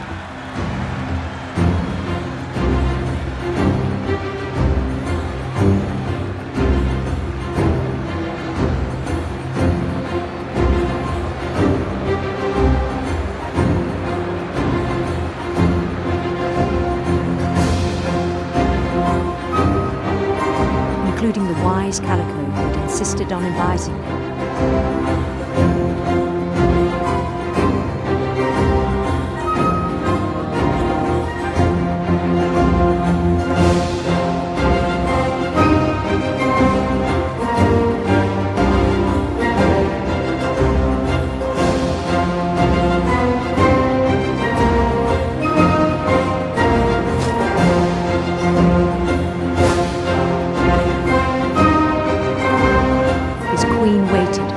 His crown.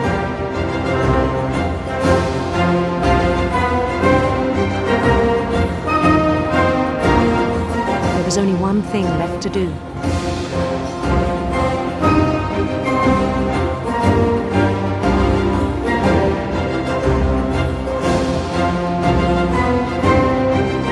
Bend down his head.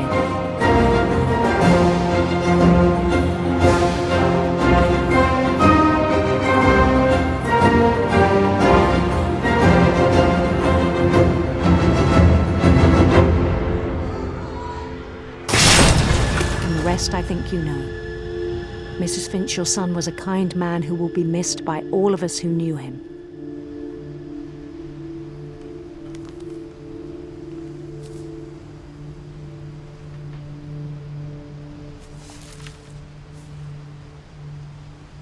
My brother was really cool. I wish you could have met him.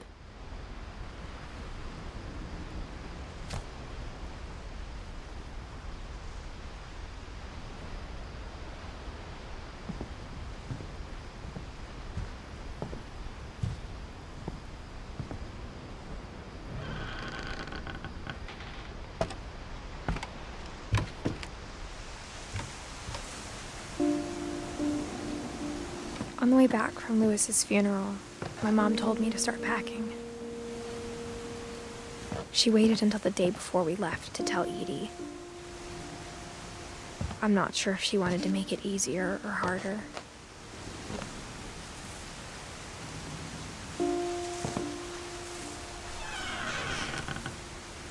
I wish we'd stayed.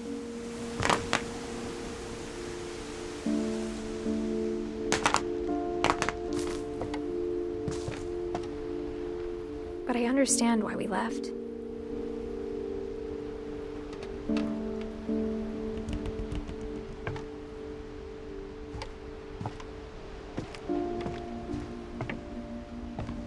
My mom ended up leaving everything behind.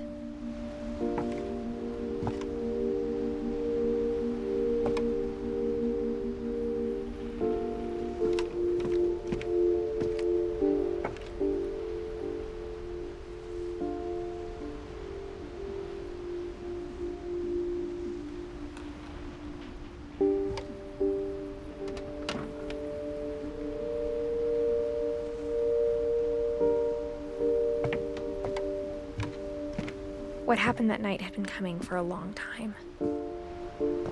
Maybe it should have come sooner.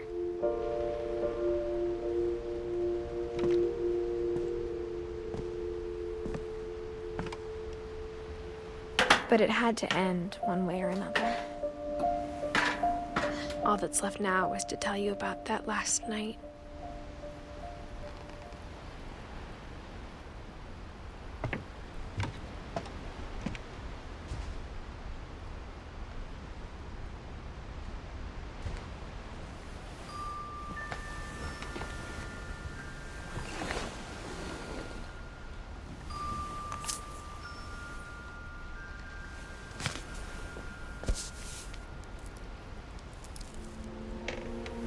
That whole last day, Edie just watched us pack and didn't say a word.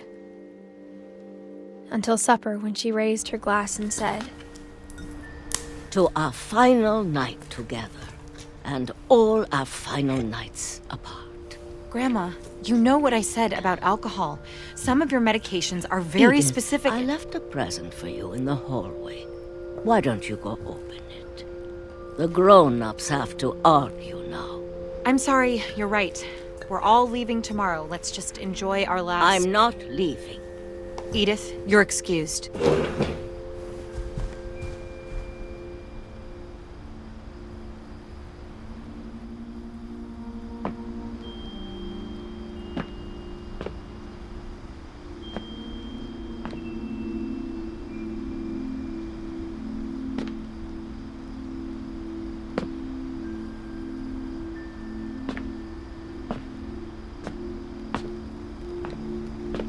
The power had been shut off that morning, but Edie always had plenty of candles.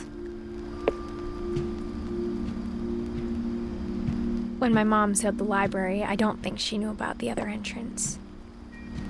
Or that Edie had a key to it.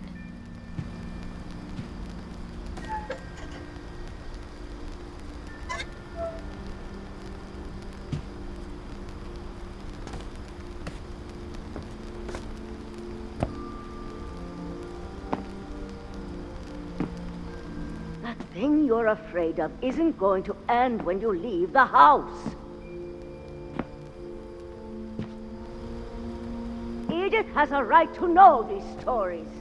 My children are dead because of your stories!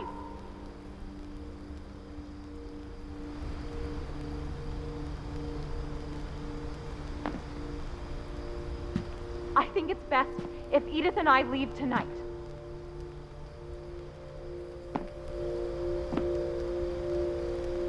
We'll have the nursing home send a van for you in the morning, okay?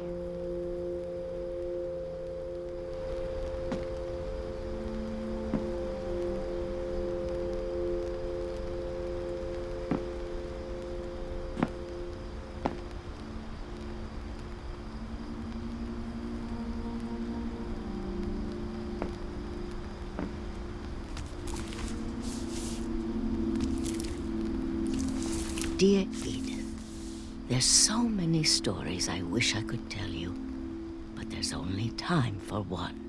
This is about what happened on the night you were born. That night, the tide went way, way out.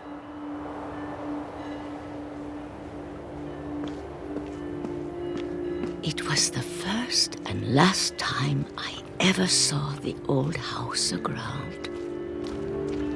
There'd been an earthquake out in the middle of the ocean. They called it the lowest tide in 1,000 years. God, it smelled awful. You know, I've seen that house every day of my life.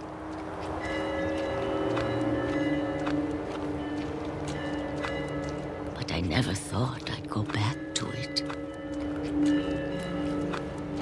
When the fog rolled in, I lost my way.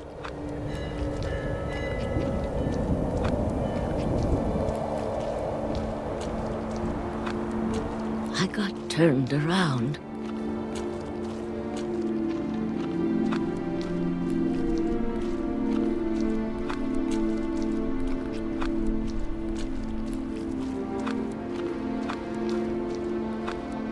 For a while, I wondered.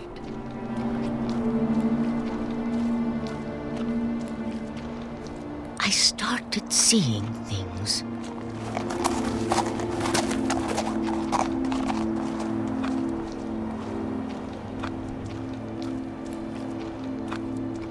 things I'd forgotten had ever existed.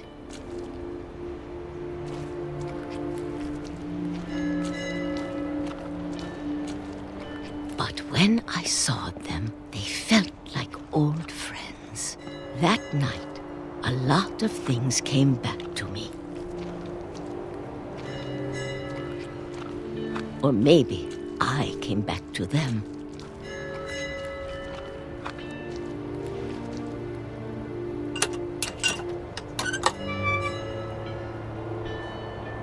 Things I can't explain, but that I need you to try and... Edith, what are you doing in here? It's mine. Edith! Mom, you're gonna rip it! Let go! I kicked and screamed, but Mom dragged me to the car.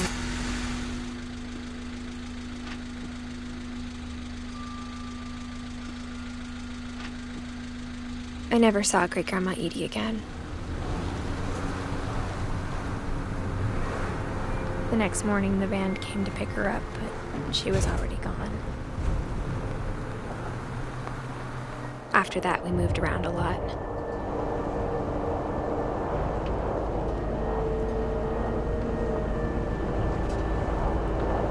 We both tried to make the best of it.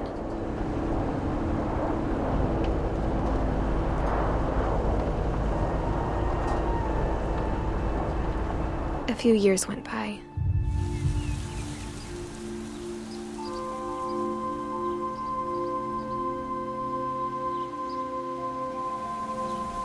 My mom didn't like to talk about it, but she started getting sick a lot.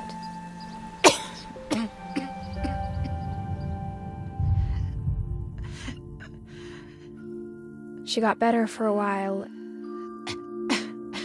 and then she didn't.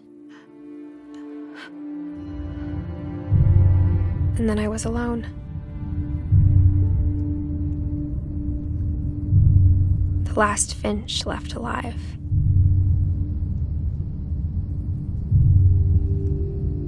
Until I found out about you. I'm still not sure what to tell you about all this.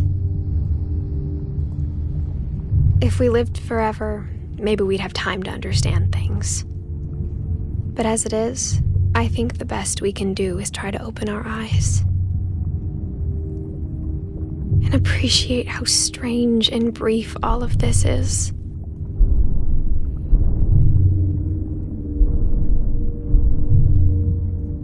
This journal was supposed to be for you. But now I hope you'll never see it. I just want to meet you and tell you all these stories myself. But I guess if you're reading this now, things didn't work out that way.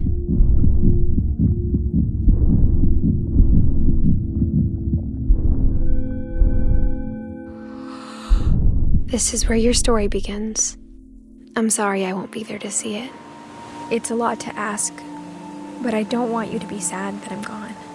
I want you to be amazed that any of us ever had a chance to be here at all. Good luck.